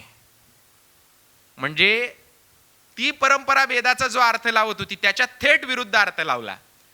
किंवा तुकोबारायांनी आणखी एका अभंगामध्ये सांगितलंय, अवघी एकाचीच विण ते कैसे भिन्ना भिन्न वेद पुरुष नारायण तेने केला हा निवाडा. वेदाने काय निवाडा केलाय की हे सगळे एकच आहेत, भिन्ना भिन्नता नाही, भेदाभेद नाही. निवाडा करणं हे संतांचं काम होतं. काय सांगितलं तुकोबारायांनी? उजळा वया आलो वाटा खरा खोटा निवाडा. जजचं काम संतांनी केलंय. कळलं का नाही? खरे जज कोण होते? संत होते. संतांनी खरा खोटा निवाडा केलेला आहे. उजळा वया आलो वाटा खरा खोटा निवाडा. महाराज म्हणतात की हा समतेचा निवाडा मुळात वेदपुरुषांनीच केलेला आहे. म्हणजे एक तर वेदाचा अधिकार नसताना वेदाचा अर्थ लावला, आणि नुसता लावला नाही तर जे प्रचलित अर्थ होता त्याच्या थेट उलटा विरोधी अर्थ लावला. त्याच्यामुळं संतांच्यावरती खटले भरले गेले. म्हणजे संतांनी वेदाच्या अधिकाराच्या संदर्भातला भेदाभेद सुद्धा अमान्य केलेला आहे, नाकारलेलं आहे. म्हणजे अशा अनेक जाती व्यवस्थेचे बारीक सारीक नियम त्यांनी मोडले. स्त्रियांच्या बाबतीमध्ये त्यांनी समतेची भूमिका घेतली. वारकरी संप्रदायामध्ये जवळपास 6, 7, 8 स्त्रिया आपल्याला दिसतात. म्हणजे कोण? त्याच्यामध्ये पहिल्यांदा जनाबाई, मुक्ताबाई, त्यांच्यानंतर सोयराबाई, त्यांच्यानंतर काणोपात्रा, त्यांच्यानंतर बहिणाबाई, अशा अनेक संत स्त्रिया आपल्याला दिसतात. आणि या संत स्त्रियांनी सांगितलं की आम्हाला कुठल्याही प्रकारचा न्यूनगंड नाही. काय सांगितलं जनाबाईंनी? स्त्री जन्म म्हणहुनी न व्हावे उदास साधू संते आयसे केले मज. म्हणजे स्त्री जन्म म्हणून मला कुठल्याही प्रकारचा उदासवाणेपणा वाटत नाही. हे जनाबाईंनी 13व्या शतकामध्ये सांगितलेले. जेव्हा फेमिनिझम हा शब्द जन्माला यायचा होता त्याच्या आधी 13व्या शतकामध्ये जनाबाई हे सांगते की स्त्रियांना पुरुषांच्या बरोबरीनं परमार्थाचा अधिकार आहे. हे सगळ्या संतांनी सांगितलेलं आहे. आणि त्या दृष्टीनं वारकरी संप्रदायामध्ये अनेक स्त्रिया आपल्याला त्यांचं योगदान देताना दिसत आहेत. म्हणजे स्त्रिया आहेत, पुन्हा सगळ्या जातीचे लोक वारकरी संप्रदायामध्ये आहेत. ज्याला आज दलित म्हणतात अशा जातीतले चोखोबाराय होते, रविदासांना मानलं जात होतं. किंवा ज्याला आज ओबीसी आपण म्हणतो ते गोरोबा काका कुंभार होते, नरहरी सोनार होते, सावता माळी होते, काशीबा गुरव होते, संताजी तेली होते, गवारशेठ वाणी होते, शिवाजी कासार होते. तुकोबारायांच्या टाळकऱ्यांमधली ही नाव आहेत. नावजी माळी होते. त्यानंतर जोगा परमानंद तेली होते. त्यानंतर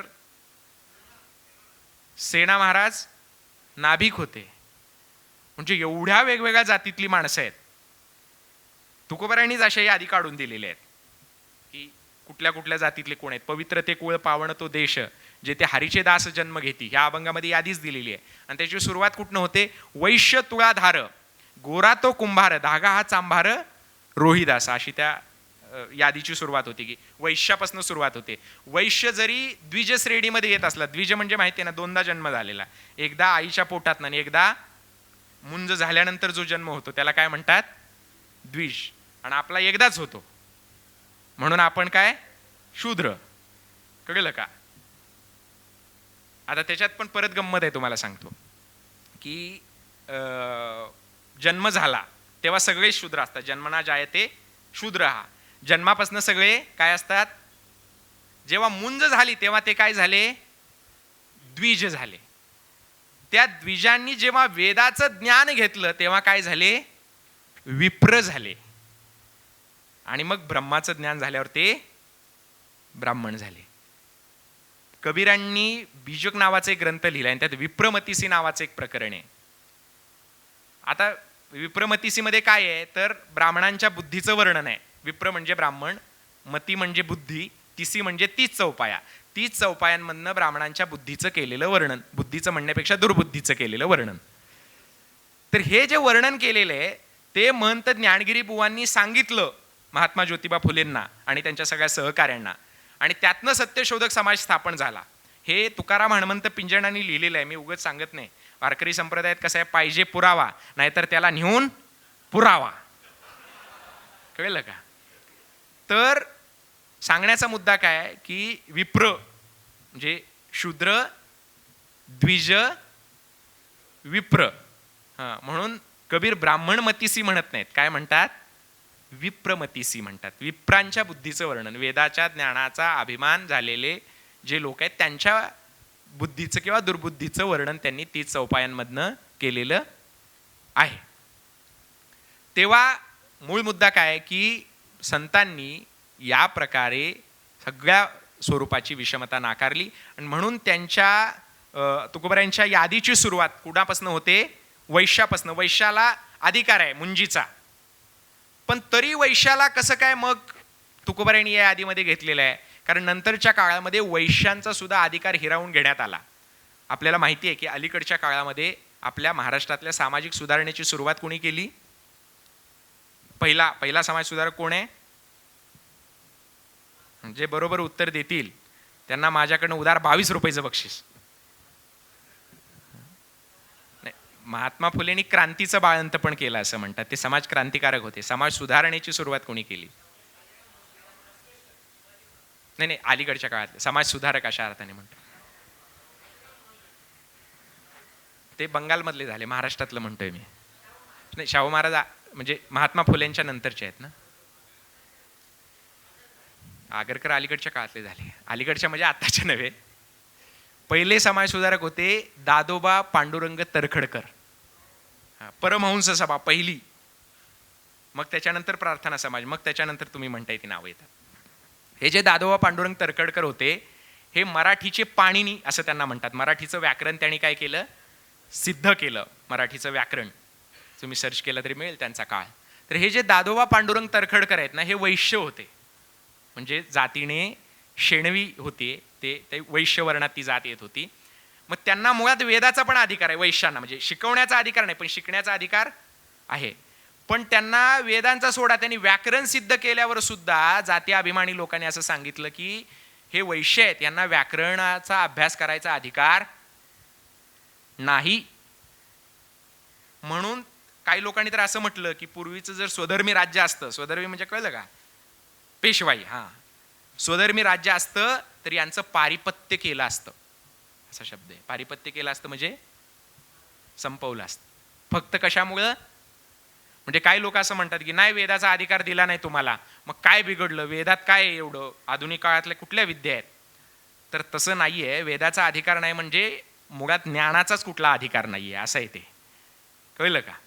तर हे दादोबा पांडुरंग तरखडकर वैश्य होते. म्हणजे मला सांगायचा मुद्दा काय, वैश्य जरी द्विज श्रेणीमध्ये येत असला तरी कालौघामध्ये त्यांची गणना सुद्धा शूद्रांमध्ये व्हायला लागली होती. म्हणून महाराज पहिलं उदाहरण तुकोबाराय वैश्यापासून सुरुवात करतात. वैश्य तुळाधार गोरा तो कुंभार धागा हा तांभार रोहिदास. हे तुळाधार कोण होते माहिती आहे का? महाभारतामध्ये कुठल्या तरी एका पर्वामध्ये त्यांची कथा आहे. तर हे तुळाधार, तुळा म्हणजे तुळणं आणि धार म्हणजे धरणं, ते तराज व्यापारी होते ना. तर ते तुलायचे म्हणजे तराजू धरून त्यांचा व्यवसाय करायचे. आणि जाजली नावाचा एक ऋषी होता आणि त्यानं तप करायला सुरुवात केली. तर तो तप करायला लागला. म्हणजे एक नेते होते, मला वाटतं काशीरामजीच बहुतेक, ते असं म्हणायचे की 3 वर्णाचं वर्णन करताना उच्चवर्णीयांचं की 3 त वापरायचे, ते तिलक, तलवार आणि तराजू. कळलं ना तुम्हाला? आता ते तिन्हीचं प्रतीक आहे. तर त्या तिलक, तलवार आणि तराजूमध्ये तचा तिलक म्हणण्याऐवजी, आपण मराठी लोक आहोत ना, तर तिलक हे हिंदी आहे, त्यामुळे मी त्यात असं हे केलं की तिलकच्या ऐवजी तप म्हणूया. त्या वर्णाची ओळख काय आहे? तप आहे. तप, तलवार आणि तराजू. तर त्या जाजलीनी तपश्चर्या केली. आपल्या वारकरी संप्रदायात काय तपाचा मार्ग बसत नाही. स्वतः तुकोबारायांनी सांगितलं, करोत तपादी साधने कोणी साधोत गोरांजणे, आम्ही नवजो तया वाटा नाचू पंढरी चोहटा. आम्ही पंढरीच्या वाटेवर नाचणारे लोक आहोत. तर ते तप, त्या जाजलीनी खूप तप केलं. आणि जाजलीनी तप केल्यानंतर एवढं तप केलं असं सांगतात की त्या झाडाच्या खाली ते तपाला बसले ना, तर एवढं तप केलं त्यांची दाढी वगैरे वाढली, एवढी वाढली त्यांच्या डोक्यावर एका पक्ष्यानं घरटं केलं त्या केसांमध्ये आणि त्या पक्षाला पिल्लू झालं. मग यांना कळलं की आपली खूप तपश्चर्या झाली आहे. मग ह्या जाजलीनी काय केलं, ते सगळा तपश्चर्याचा मार्ग हेच केला आणि मग आपण श्रेष्ठ आहे बाबा, आपल्यासारखं कोण नाही. त्यांना सांगितलं की तुमच्यापेक्षा श्रेष्ठ तुळाधार आहे. माझ्यापेक्षा श्रेष्ठ कसा काय म्हणून तो तुळाधारांकडे गेला. तर तिथं तुळाधारांना त्यांनी सांगितलं की मी एवढी तपश्चर्या केली आहे. ते म्हटलं बरोबर, खूप तपश्चर्या केली आहे, तुम्ही श्रेष्ठ आहे. पण काय लोक म्हणतायत तुम्ही श्रेष्ठ आहे, मला जरा धर्माचं रहस्य सांगा. तुळाधार म्हणले मला धर्म वगैरे काय कळत नाही, मला एवढंच कळतं. म्हणले हा तराजू म्हणजे धर्म आहे. तराजू कसा काय धर्म आहे? तर तराजू जसा बरोबर तोलतो, तराजूचा दांडा जो आहे तो जेवढं ज्याचं माप तेवढं त्याचं मापन करतो, बरोबर ना. म्हणजे तो समतावादी आहे, समदर्शी आहे, तो भेदाभेद करत नाही. तो वजन जर जास्त असलं तर खाली येतो, वजन कमी असलं तर घेतो. तर तो तराजू आहे ना, आता वजनी काटे इलेक्ट्रिक आलेत, तर ते तराजू हा माझा धर्म आहे. आणि धर्म म्हणजे समदर्शी राहणं. आणि मी माझा व्यापार उदीम करणं हाच माझा धर्म आहे. मी काही कमी पैशाला माल विकत घेतो आणि जास्त पैशाला विकतो, पण तो जास्त म्हणजे किती, नफा मला किती ठेवतो, तर माझं आणि माझ्या कुटुंबाचं भरण पोषण व्हावं एवढाच मी नफा ठेवतो आणि तोच माझा धर्म मानतो. आणि मग त्या जाजलींना कळलं की खरा धर्म कशात आहे आणि मग ते तुळाधारांना शरण गेले. अशी तुळाधाराची कथा आली आहे. त्यांचं पहिलं उदाहरण तुकोबारांनी दिलंय. वैश्य तुळाधार गोरा तो कुंभार, धागा हा चांभार रोहिदास. म्हणजे एका यादीत 3 वर्ण आलेले आहेत. वैश्य गोरोबा काकांचा, शूद्र आणि रोहिदास म्हणजे अतिशूद्र. शूद्र आपलं वैश्य, शूद्र, अतिशूद्र. सगळ्या जातीतले लोक. म्हणजे आज आपण SC ST मायनॉरिटी वगैरे असं म्हणतो की नाही, OBC SC ST मायनॉरिटी, सामाजिक न्याय वगैरे असं जे म्हणतो, ते सगळं संतांनी तेव्हाच्या परिभाषेत म्हटलेलं आहे. म्हणून सामाजिक न्यायाचं सगळ्या जातीचे संत तुम्हाला दिसतात, सगळ्या धर्माचे संत दिसतात. शेख मोहम्मद बाबा, अनगडशा फकीर, लतीफ महाराजांचा उल्लेख तुकोबारांनी केलाय. कबीर मोमीण लतीफ मुसलमान, सेना न्हावी जाण विष्णुदास. कुणाला मुलं होत नाहीत, कुणाला नोकऱ्या लागत नाहीत, कुणाचं लग्न जमत नाही, कोण आजारी पडलेलं आहे, कोण काय झालेलं आहे, याच्याकरता भक्ती नाही. ही भक्ती निखळ आनंदासाठी, प्रेमासाठी, भगवंताचं प्रेम मिळावं याच्यासाठी आहे. कारण देव आपल्याकडे ठरलेले आहेत ना, कशासाठी काय. म्हणजे मुलं होत नसतील तर पोळ्याच्या गणपतीला जायचं, लग्न होत नसेल तर गणपती आपलं मारुतीची उपासना करायची, असं प्रत्येकाला देव आहेत. म्हणजे त्याचं डिपार्टमेंट वाटून दिलेलं आहे ना. पण पांडुरंगाकडे कशाचं डिपार्टमेंट आहे? नमस्कार, भारत महाराज आलेले आहेत, कैकाडी बाबांचे नातू. तर असं प्रत्येकाकडे एक एक डिपार्टमेंट दिलेलं आहे वाटून देवाकडे, बरोबर की नाही. म्हणजे कुणाला आजार बरा करायचं, कुणाकडं मुलं व्हायचं डिपार्टमेंट दिलंय, कुणाकडे लग्न जुळवायचं डिपार्टमेंट दिलंय. तसं पांडुरंगाकडे कशाचं डिपार्टमेंट आहे? तर पांडुरंगाकडे प्रेमाचं डिपार्टमेंट आहे. की हा देव प्रेम देणारा देव आहे. महाराजांनी काय सांगितलं? गात जागा गात जागा प्रेम मागा विठ्ठला. काय मागायचंय देवाकडे? प्रेम मागायचंय. पांडुरंगाकडे प्रेम सोडून काही नाही. महाराजांना कुणीतरी विचारलं की कशाला तुम्ही पंढरपूरला जाताय? आणि देवाला सांगितलं, देवा आम्ही तुझ्याकडे येतो ना, तुझ्याकडनं काही मिळावं म्हणून इतर भक्तांसारखा नाही मी म्हणले महाराज. तुका म्हणे तुझी न लगे दसोडी, परी आहे आवडी दर्शनाची. तुझ्या दर्शनाची आवड आहे म्हणून येतो, तुझ्याकडनं दसोडी सुद्धा आम्हाला नको आहे. तू काय देणार आहेस आम्हाला? तुझ्याकडनं काही नको आहे, तुझ्याकडनं फक्त प्रेम मिळते. आणि त्याच्याकडनं जसं आम्हाला प्रेम मिळवायचं आहे तसं त्यालाही आमच्याकडनं प्रेमच मिळवायचं आहे. लक्षात घ्या, कळलं का? हा थोर भावाचा भुकेला हाची दुष्काळता याला. त्याला काय प्रेमच पाहिजे, त्यालाही दुसरं काही नको आहे. पांडुरंगाला प्रेम सोडून काही नको, बाकी सगळं आहे ना त्याला. त्याला फक्त प्रेम हवं आहे वारकऱ्यांचं, म्हणून तो वारकऱ्यांचं आहे. म्हणजे वारकऱ्यांनाही त्याच्याकडनं प्रेम हवं आहे आणि त्यालाही वारकऱ्यांच्याकडनं प्रेम हवं आहे. एक प्रसंग सोशल मीडियावर आपण बघत होतो की बाबा महाराज सातारकरांना जेव्हा विचारलं की तुम्ही कोरोनाच्या काळामध्ये की तुम्ही 85 वर्षाचे आहात, 85 वर्ष पांडुरंगाची वारी करताय आणि यावर्षी तुमची वारी चुकणार आहे, तुम्हाला काय वाटतंय? म्हटले 85 वर्ष नाही, मी 86 वर्ष वारी करतोय. आईच्या पोटात असताना एक वारी केली आहे, पण 86 वर्ष वारी केली आहे आणि आता वारी चुकणार आहे. वारी आमची चुकत नाही, वारी पांडुरंगाची चुकते म्हणले. की तो आम्हाला बोलवतो म्हणून आम्ही त्याच्याकडे जातो. आषाढी कार्तिकी विसरू नका मज, सांगत असे गुज पांडुरंग. की वारी ही आपल्याकरता करायची नाही, देवाकरता करायची आहे, प्रेमाकरता करायची आहे. म्हणून हा प्रेमाचा संप्रदाय आहे. देवाकडं प्रेम सोडून काय. आणि मुळात इतर देवांना जसं लागतं की जे खेड्यापाड्यातले देव आहेत, लोकल आपण म्हणू, त्यांना काय लागतं, कोंबडं, बकरं, काळं शिंगाट, उलट्या पकाचं. तुम्हाला हे माहीत नसेल ना शहरातले असल्यामुळे. काही जण ग्रामीण भागातून आले असतील, त्यांना माहीत असेल का पुण्यात पण असले आहेत. ठीक आहे, ठीक आहे. तर असे जे देव आहेत त्यांना काय लागतं, म्हणजे हे कोंबडं, बकरं, हे ते अमुक तमुक लागतं. नाही दिलं का अंगात येते, बरोबर की नाही. चिच्च खाल्लं, चिच्च खाल्लं. तर हे अंगात येणारे देव हे कोंबडे बकरे मागणारे आहेत. बरं, हे कोंबड्या बकऱ्यावर तरी प्रसन्न होतात. श्रीमंताचे देव आहे त्यांना काय लागतंय, सोनं, चांदी, बरोबर की नाही. बहिणाबाई चौधरींनी सांगितलं, सोन्या रुपयानं मडला मारवाड्याचा बालाजी, शेतकऱ्याचा इठोबा पाना फुलात राजी. श्रीमंताचे देव सोन्या चांदीनं मडलेले आहेत, पण गरीबाचा, शेतकऱ्याचा, कष्टकऱ्याचा पांडुरंग नुसत्या पाना फुलांनी प्रसन्न होणार आहे. पांडुरंगाला काही लागत नाही, फक्त 10 खारका आणि 1 नारळ. 10 खारका आणि 1 नारळ. तुम्ही म्हणणार एवढं तर कधी घेऊन जात नाही आम्ही, किंवा आमचे आईवडील जात नव्हते, किंवा काय जे कोण वारकरी आहेत.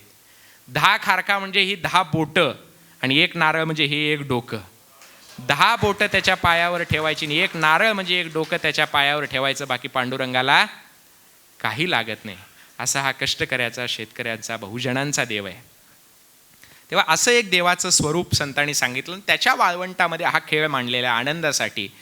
आणि या खेळाचे 7 अभंग तुकोबारायांच्या गाथेमध्ये आहेत. त्यातला 1 अभंग तुकोबारायांचे धाकटे बंधू कान्होबारायांचा आहे आणि 6 अभंग हे तुकोबारायांचे आहेत. त्यात त्यांनी हा जो खेळ वाळवंटामध्ये सुरू झाला त्याचे 4 उत्कृष्ट खेळाडू आधीच्या काळात जे होऊन गेले त्यांचं वर्णन केलं आहे. जसं एखाद्या खेळाचा अभ्यास करताना आधीचे उत्तम खेळाडू आपल्याला माहीत असतात ना. क्रिकेटमध्ये कोण आहे जुन्या काळातला, गावस्कर वगैरे वगैरे. तर तसं ह्या वारकऱ्यांच्या खेळाची परंपरा तुकोबारांनी सांगितली. याचे उत्कृष्ट खेळपटू जे आहेत त्यांची परंपरा सांगितलेली आहे तुकोबारांनी. 4 आहेत म्हटले महाराज. आणि त्याची सुरुवात अशी आहे त्या अभंगाची. अभंगबोधमध्ये तो अभंग आणि त्याचं विश्लेषण पूर्ण केलेलं आहे, फक्त मी संप्रदायाची परंपरा सांगण्यासाठी म्हणून ते सांगायला लागलो.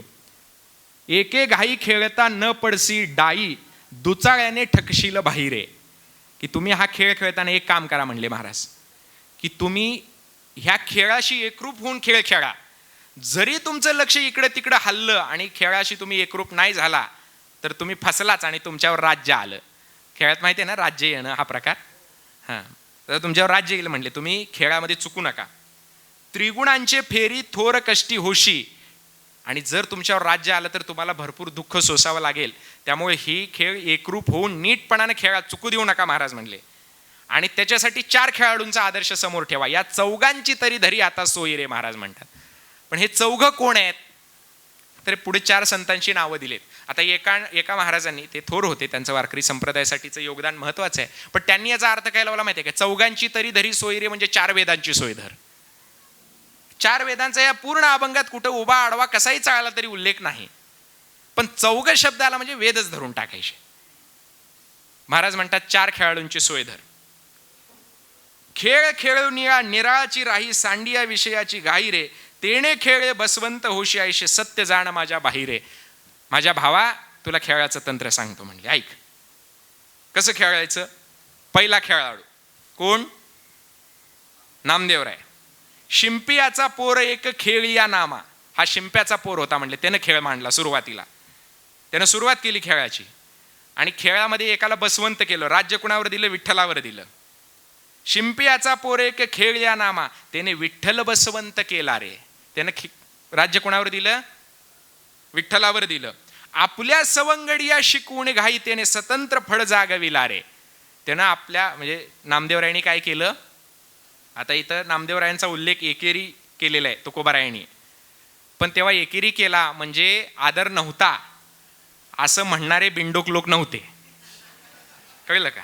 महाराज एकेरी करतात उल्लेख, पण ठीक आहे आपण आदरार्थीच करायचा. शिंपियाचा पोर एक खेळिया नामा, त्याने विठ्ठल बसवंत केला रे. आपल्या सवंगडिया शिकवणी गाई, सवंगडी मिळवले, त्यांना खेळ शिकवला. आपल्या सवंगडिया शिकवणी गाई, त्याने स्वतंत्र फड जागविला रे. स्वतंत्र म्हटलेलं नाही, स्वतंत्र म्हटलेलं आहे. स्वतंत्र म्हणजे तंत्रासहित, टेक्निक. नामदेवराय टेक्निकनं फड चालवत होते म्हणून ते जिंकले ना. एवढा प्रभाव त्यांचा एवढी वर्षे टिकला, कारण ते टेक्निकनं खेळत होते. महाराज म्हणतात तंत्र अवलंबून खेळत होते, तंत्रासहित खेळत होते.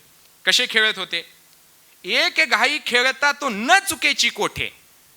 खेळ करताना नामदेवराय कुठं चुकले? फारच हुशार होते ते. तया संत जन मानवले रे, म्हणून संतांनी त्यांना मान दिला आणि त्यांच्या खेळामध्ये सगळेजण सामील झाले. म्हणजे जुने सुद्धा विसोबा खेचर, चांगदेव, हे जुने गोरोबा काका, हे नामदेवरायांपेक्षा वयानी अनुभवानी मोठे होते.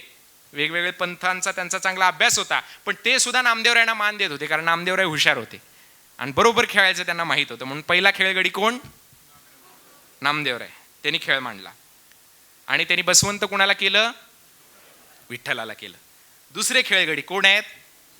ज्ञानेश्वर महाराज. ज्ञानेश्वर त्यांनी आता ज्ञानदेव त्यांनी कोणाला जमवलं बघा. सवंगडी नामदेवरायांनी पण जमवली, तसे ज्ञानोबारायांनी पण जमवले होते. ज्ञानदेव मुक्ताई वटेश्वर चांगा, सोपान आनंदी खेळती रे. त्यांची प्रभावळ सांगितलेली आहे. कोण कोण आहे त्यांच्या प्रभावळीमध्ये? मुक्ताबाई, चांगदेव, वटेश्वर म्हणजे चांगदेव, सोपान काका, ही त्यांची प्रभावळ आहे. त्यांचा खेळ कुणी केला? ज्ञानदेवांनी केला. ज्ञानदेव मुक्ताबाई वटेश्वर चांगा, सोपान आनंदे खेळती रे. कानो गोवारी त्यांनी बसवंत केला, आपण भोवती नाचती रे. कुणावर राज्य दिला त्यांनी? कानो गोवारी. गोवारी म्हणजे गो म्हणजे कानो गोवारी, कळलं ना? कोण? काणोबा. काणोबा म्हणजे कृष्ण. त्यांनी कुणाला बसवंत केलं? कुणाला? कृष्णाला बसवंत केलं. नामदेवरायांनी कुणाला केलं होतं? विठ्ठलाला केलं होतं. ज्ञानदेव मुक्ताबाई वटेश्वर चांगा, सोपान आनंदे खेळती रे. कानो गोवारी त्यांनी बसवंत केला, आपण भोवती नाचती रे. सकळी का मिळून एकच घाई, त्याच्या ब्रह्मादिक लागती पायी रे. ज्ञानदेवांचे हे सगळे पाया लागतात म्हणले. ज्ञानोबाराय हे तत्वज्ञ तर होतेच, पण ते संघटक सुद्धा होते. काय सांगितलं तुकोबारायांनी? जयाने घातली मुक्तीची गवांदी, मेळविली मांदी वैष्णवांची. म्हणजे ते संघटक सुद्धा होते. आपल्या भारतामध्ये असं आहे की संघटकाला काही किंमत नाही, तत्वज्ञाला किंमत जास्त. पण संत हे संघटकही होते आणि तत्वज्ञही होते. म्हणून ज्ञानदेवांचा संघटकपणा तुकोबारायांनी अधोरेखित केलाय. त्यांनी मेळ मिळवला आणि भोवती नाचायला लागले आणि त्यांची एकच घाई उडाली. सकळी का मिळवून एकच घाई, त्याच्या ब्रह्मादिक लागती पायी रे. म्हणजे कृष्ण भक्ती का केली? कारण त्यांनी गीतेवर मराठीत भाष्य लिहिलं. नामदेवरायांनी विठ्ठल भक्ती केली, विठ्ठलाचं चरित्र लिहिलं अभंगांच्या माध्यमातून. किती खेळाडू झाले आतापर्यंत? 2. तिसरा खेळाडू कोण आहे? कबीर. रामा बसवंत कबीर खेळिया, जोडा बरवा मिळाला रे. त्यांची जोड चांगलीच जमली. कुणाची? रामाची आणि कबीराची. रामाला त्यांनी बसवंत केलं. हे वारकरी संप्रदायाचा जो मंत्र आहे ना, राम कृष्ण हरी. रामाची भक्ती कुणी केली? कृष्णाची आणि विठ्ठलाची. म्हणजे राम कृष्ण हरी हा 3 मंत्र पूर्ण करणारे 3 संत आहेत, ज्ञानदेव, नामदेव आणि कबीर. रामा बसवंत कबीर खेळिया, जोडा बरवा मिळाला रे. 5 सवंगडिया एकची घाई, तेथे नाद बरवा उमटला रे. 5 सवंगडी. कबीरांचे 5 कबीरांचं जे कबीर पंचक आहे ना, म्हणजे त्यांच्यात कोण हे सुरत गोपाल, त्याच्यानंतर बंकेजी, साहेबजी, त्यांचे जे 5 शिष्य होते, त्या 5 शिष्यांना घेऊन, शिष्य म्हणा किंवा सोबती म्हणा, खेळामध्ये शिष्य नसतो, सोबती असतो, तर त्या सोबत्यांना घेऊन एकच घाई उठवली. कुणी? कबीरांनी. कारण कबीरपंथीय जी भजनं असतात, ती भजनं एकदम अशी घाई उठवणारीच असतात ना. महाराजांनी ती ऐकली असणार त्या काळामध्ये. म्हणून महाराज म्हणतात, रामा बसवंत कबीर खेळिया, जोडा बरवा मिळाला रे. 5 सवंगडिया एकची घाई, तेथे नाद बरवा उमटला रे. ब्रह्मादिक सुरवर मिळवूनिया, त्यांनी तोही खेळ निवडला रे. म्हणजे कबीरांचं योगदान. कबीर हे प्रमुख 3 संतांपैकी एक आहेत आणि पुढच्या संत पंचकामध्ये पहिल्या 5 प्रमुख संतांपैकी एक आहेत. आता 3 खेळाडू झाले. 4थे खेळाडू कोण आहेत? एकनाथ महाराज. त्यांचं वर्णन तुकोबाराय करतात. ब्राह्मणाचा पोर खेळिया एका भला. आधी पहिला कोणाचा होता? दुसरे बहिष्कृत ब्राह्मण, तिसरे कबीर म्हणजे मोमीन, मोमीन जातीचे मुस्लिम, मुस्लिम धर्मातले मोमीन, मोमीन जातीचे कबीर मोमीन असे. मोमीन म्हणजे विणकर जात. या जातीचा सुद्धा एक इतिहास आहे की ह्या जाती पूर्वी जैन बौद्ध धर्मात पौरोहित्य करणाऱ्या जाती होत्या. जेव्हा जैन बौद्ध धर्माला ओहोटी लागली, ऱ्हास सुरू झाला, तेव्हा इतर जाती आधी कन्वर्ट झाल्या आणि नंतर शेवटी हे मिसळून गेले पारंपरिक समाजामध्ये. पाऊस यायला लागलाय काय? पाऊसच आहे ना? हां, बघा कीर्तन केल्यावर पाऊस पडतोय. दुष्काळ होता महाराष्ट्राचा, हटवला मी. तर त्या मोमीन जातीमध्ये ह्या विणकर जाती, ह्या वयणजीवी जाती जातीभेदाच्या आणि ब्राह्मण श्रेष्ठत्वाच्या विरोधात होत्या. कारण तो जातीभेदाच्या विरोधातला एक वारसा ह्या जातींच्या मध्ये आलेला होता बौद्ध जैन धर्माच्या संस्कारामुळे, अनुवंशिक रीतीने. त्यामुळे ह्या जातीमधले लोक हे बंडखोर आहेत असं निरीक्षण हजारी प्रसाद द्विवेदीजींनी पुराव्यांच्या आधारे मांडलेलं आहे. तर त्या जातीमधले हे कबीर आहेत आणि त्यांनी हा खेळ मांडलेला आहे. आणि शेवट चौथे खेळाडू तुकोबाराय सांगतात ते कोण आहेत? एकनाथ महाराज. ब्राह्मणाचा पोर खेळया एका भला, त्याने जनखेळकर केला रे. एकनाथ महाराजांनी काय केलं? जनखेळकर केला. आधीचे लोक हे तत्वज्ञान सांगणारे होते, अर्थात खेळही होता त्यांच्यामध्ये, पण असं होतं की कीर्तन करत होते ना सगळेजण. हे एकनाथ महाराजांनी काय सुरू केलं? भारूड सुरू केलं. बहुरूढ, जे जनतेमध्ये बहुरूढ झालं ते भारूड. तर ही लोकप्रियता भारुडाला मिळाली. आधी कीर्तनामध्ये मी नेहमी विनोदाने सांगतो की एकदा रामाचं आणि कुंभकर्णाचं युद्ध झालं आणि कुणाला मारलं?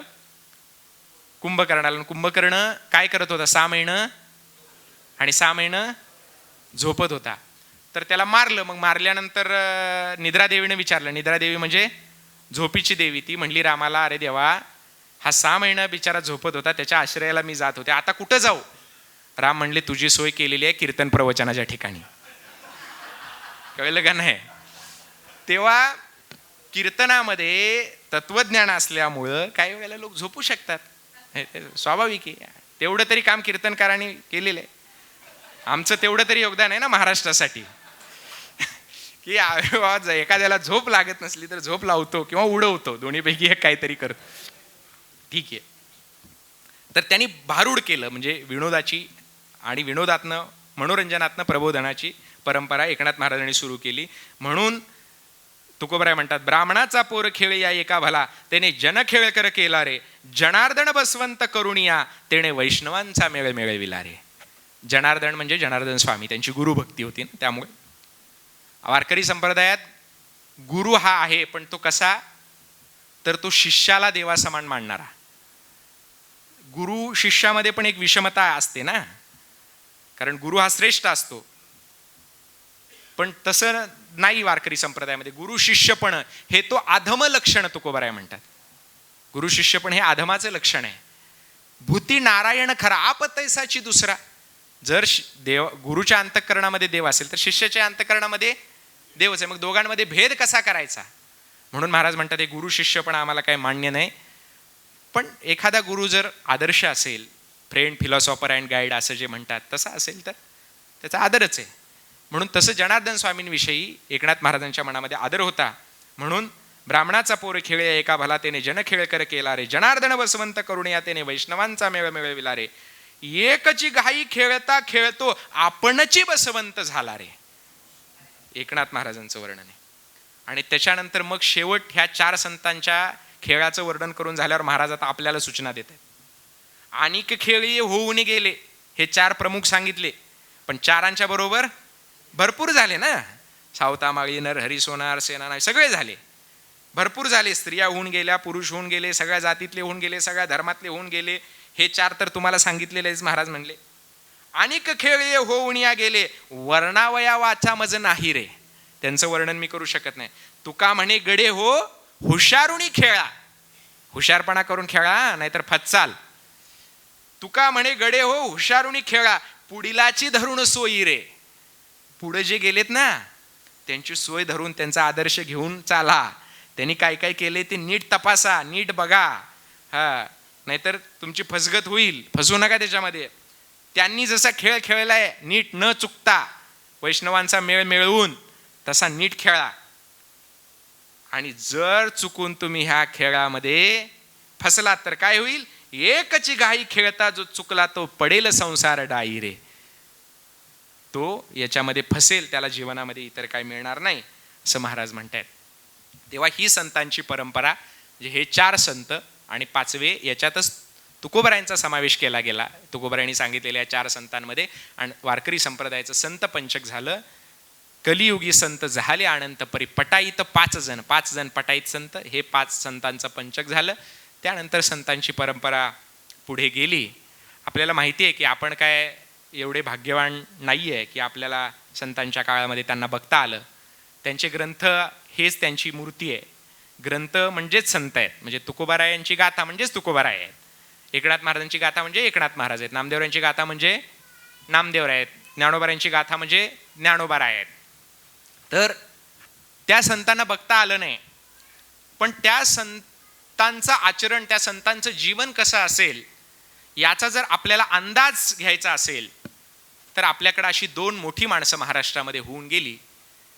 त्यांचं वर्णन सुद्धा अवताराच्या भाषेमध्ये केलेलं आहे.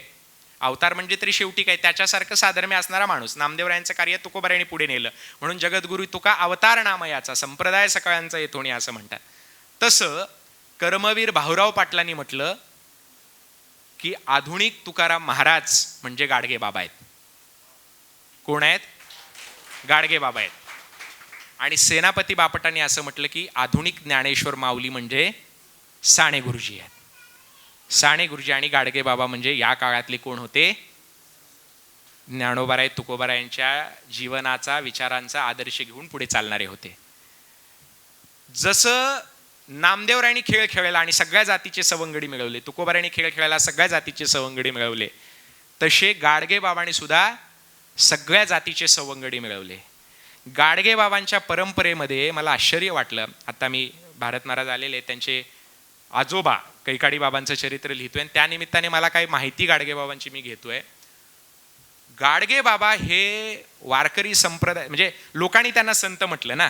वारकरी संप्रदायामध्ये कसं आहे, हा कालखंड निश्चित केलेला आहे, 13वं ते 17वं. या काळातल्या लोकांना आपण संत म्हणतो. म्हणजे जसं समाज सुधारकांचं एक कालखंड आपण निश्चित केलेलं आहे की दादोबा पांडुरंग तरखडकर किंवा लोकहितवादी गोपाळ हरी देशमुख ते प्रबोधनकार केशव सीताराम ठाकरे, 150 वर्षांची परंपरा आपण समाज सुधारकांची मानतो. त्यांच्यानंतर त्यांच्यासारखं कार्य करणाऱ्या व्यक्तीला आपण तसं त्या अर्थाने समाज सुधारक म्हणत नाही, बरोबर की नाही? तसा संतांचा एक कालखंड निश्चित झालेला आहे. पण तरी लोक गाडगेबाबांना का संत म्हटले असतील याचं कारण त्यांचं जगणं अगदी संतत्वाचा जिता जागता आदर्शच होता. म्हणून लोकांनी त्यांना संत ही पदवी दिलेली आहे. तर हे जे गाडगे बाबा आहेत ना, यांनी सगळ्या जातीतले माणसं मिळवले. म्हणजे मला आश्चर्य वाटतंय की एक चांदणीबर्डी म्हणून नागपूर जिल्ह्यामध्ये गाव आहे. तिथं एक भाकरे महाराज नावाचे महाराज होऊन गेले. ते आदिवासी गोवारी समाजातले आहेत. ते कैकाडी बाबांना गुरु मानायचे आणि कैकाडी बाबा गाडगे बाबांना मानायचे. म्हणजे आता काही लोक म्हणतील की गुरु कसं? गाडगे बाबा तर काय म्हणायचे, मला कुणी गुरु नाही आणि मला कुणी शिष्य नाही. आपल्या समध्यायचे गुरु तुकाराम बुवा आहेत, हे तुकाराम महाराज आहेत असं कोण म्हणायचे? गाडगे बाबा म्हणायचे. मग कसं काय? तर गाडगे बाबा जरी कुणाला शिष्य म्हणत नसले तर शिष्य लोक त्यांना गुरु म्हणायचे. म्हणजे तुकोबारायांच्या बाबतीत सुद्धा तसंच घडलेलं आहे. तुकोबारायांनी सांगितलंय, नाही शिष्य शाखा सांगो आयाचित लोका. माझी काही शिष्य शाखा नाही. काही लोक हे करतात बघा, आमची जगात कुठेही शाखा नाही. असणार कशी आहे ती पण पडायला लागली. तर आमची कुठेही शाखा नाही. तसं महाराज म्हणले, आमची कुठेही शिष्य शाखा नाही. नाही शिष्य शाखा सांगो आयाचित लोका. पण तरी बहिणाबाई, निळूबाराय, कचेश्वर भटब्रह्मे, महिपती, त्यांच्या काळातली सगळी लोक तुकोबारायांना गुरु मानत होती. ते मानण्यामध्ये काही गैर नाही. गुरु म्हणजे आदर्श या अर्थाने, कारण स्वतः कर्मवीर अण्णा प्रबोधनकार ठाकरेंना गुरु मानायचे. पण गुरु म्हणजे मार्गदर्शन करणारा एक माणूस या अर्थाने. त्यांचं काय हातपाय दाबायचं आणि त्यांची सेवा करायची हे असला फालतूपणा नव्हे, कळलं का?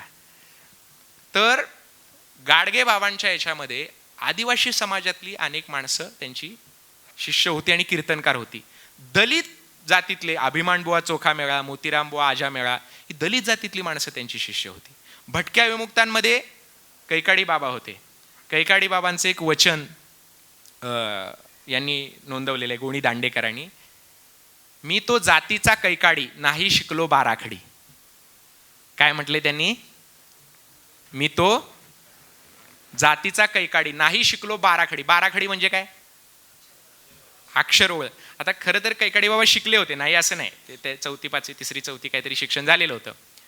पण बाराखडी म्हणजे विद्येचं प्रतीक या अर्थाने ते म्हणतात. आणि विद्या म्हणजे आपली, म्हणजे ही विद्या नव्हे. महात्मा फुले यांनी जे म्हटलं ना, विद्येविना मती गेली, मतीविना नीती गेली, नीतीविना गती गेली, गतीविना वित्त गेले, वित्ताविना शूद्र खचले, एवढे सगळे अनर्थ एका अविद्येने केली. ती फुल्यांची विद्या वेगळी, आणि ही विद्या म्हणजे वेदविद्या.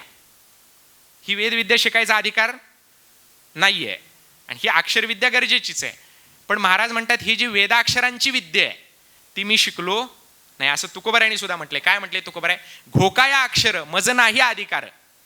अक्षर घोकायचा अधिकार मला पण नाही, ते बरंच झालं म्हणले. का?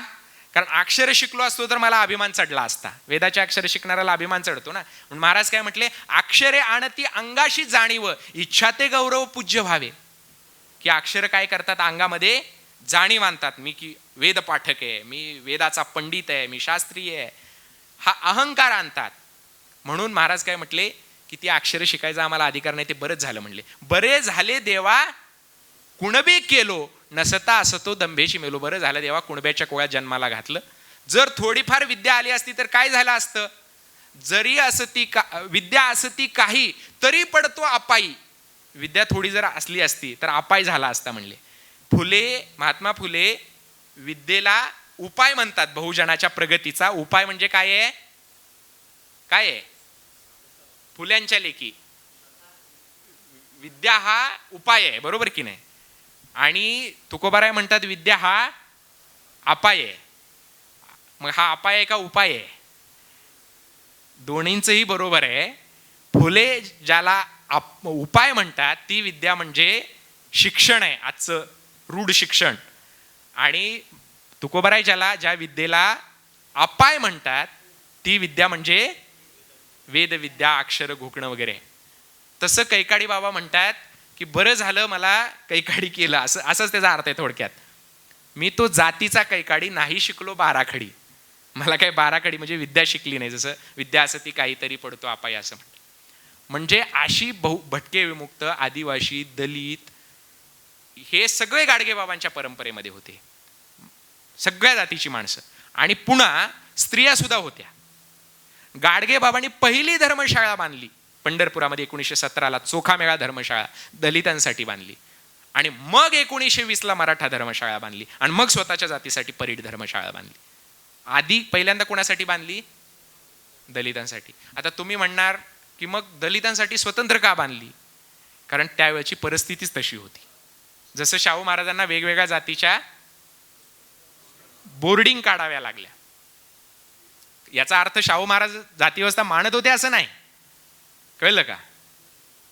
तर त्यावेळच्या जातीव्यवस्थेचं सगळं हे लक्षात घेऊन आपण किमान त्या जातीतल्या लोकांना उद्धाराचा काही एक मार्ग दाखवू शकतो का, या भावनेतनं गाडगेबाबांनी काय केलं?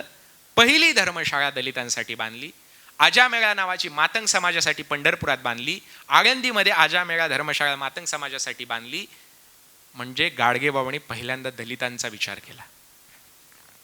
अस्पृश्यतेच्या विरोधामध्ये प्रबोधन केलं. शेतकऱ्यांच्यासाठी सावकारशाहीच्या विरोधामध्ये प्रबोधन केलं. गाडगेबाबा हे वारकरी संप्रदायातले संतत्व जगणारे विचारवंत होते. आपण गाडगेबाबांना एक काहीतरी प्रबोधक किंवा काहीतरी स्वच्छता अभियानाचं पोस्टरमॅन केलं, ते नाहीये तसं. गाडगेबाबा हे व्यापक विचारवंत होते. जसं गांधीजींच्या विचारांचं तत्वज्ञान म्हणून आचार्य जावडेकरांनी मांडणी केली, विनोबांनी मांडणी केली, किंवा इतर काही भागवत आचार्य त्यांनी मांडणी केली, तसं गाडगेबाबांच्या विचारांची तत्वज्ञान म्हणून मांडणी करण्याची गरज आहे. तर हे गाडगेबाबांचं वारकरी संप्रदायासाठीचं योगदान आहे. आणि मग दुसरे मी सांगितलं साणे गुरुजी. आज आपण राष्ट्रसेवा दलाच्या स्मारकात आहे, तेवढा किस्सा सांगतो आणि थांबतो. साणे गुरुजीने 1947 साली दलितांना मंदिरामध्ये प्रवेश मिळावा म्हणून काय केलं? उपोषण केलं. त्यावेळेला वारकरी संप्रदायातल्या सनातनी मुखंडांनी त्यांना विरोध केला. पाठिंबा देणाऱ्या दोनच परंपरा होत्या, एक गाडगे बाबांची आणि दुसरी दादा महाराज सातारकरांची. देव दलित लोक मंदिरात गेले, दलितांच्या मंदिर प्रवेशाने देव बाटला म्हणून देवावर बहिष्कार टाकला वारकरी संप्रदायातल्या महाराज लोकांनी. त्यातल्या काही जणांना असं वाटत होतं की आपण जावं देवाच्या दर्शनाला, पण त्यांनी ज्यांच्याकडे वेदांत शिकलेला होता त्या गुरुचा विरोध होता. खरं तर तुकोबारांनी सांगितलेलं आहे, न मानावे तैसे गुरुचे वचन, जेणे नारायण अंतर येते. देव अंतरतो असं गुरुचं वचन मानू नका असं सांगितलेलं असताना सुद्धा गुरुचा आदेश असल्यामुळे ही मंडळी देवळामध्ये गेली नाहीत. कोणी 5 वर्ष बहिष्कार टाकला, कोणी 10 वर्ष टाकला, कोणी 20 वर्ष टाकला, काहींनी तर हयातभर टाकला. हयातभर देवाचं दर्शनच नाही, आणि तरी वारकरी संप्रदायाचे मुखंड म्हणून सगळीकडे मिरवत होते. हे काम साने गुरुजींनी केलं. असा हा वारकरी संप्रदायाचा एकंदरीत इतिहास विचार आहे. तो विचार आपल्याला समजावा म्हणून हा सत्संग आयोजित केलेला आहे. तर मी थांबतो. कोणाला काही प्रश्न असतील तर तेवढे करून आपण थांबूया.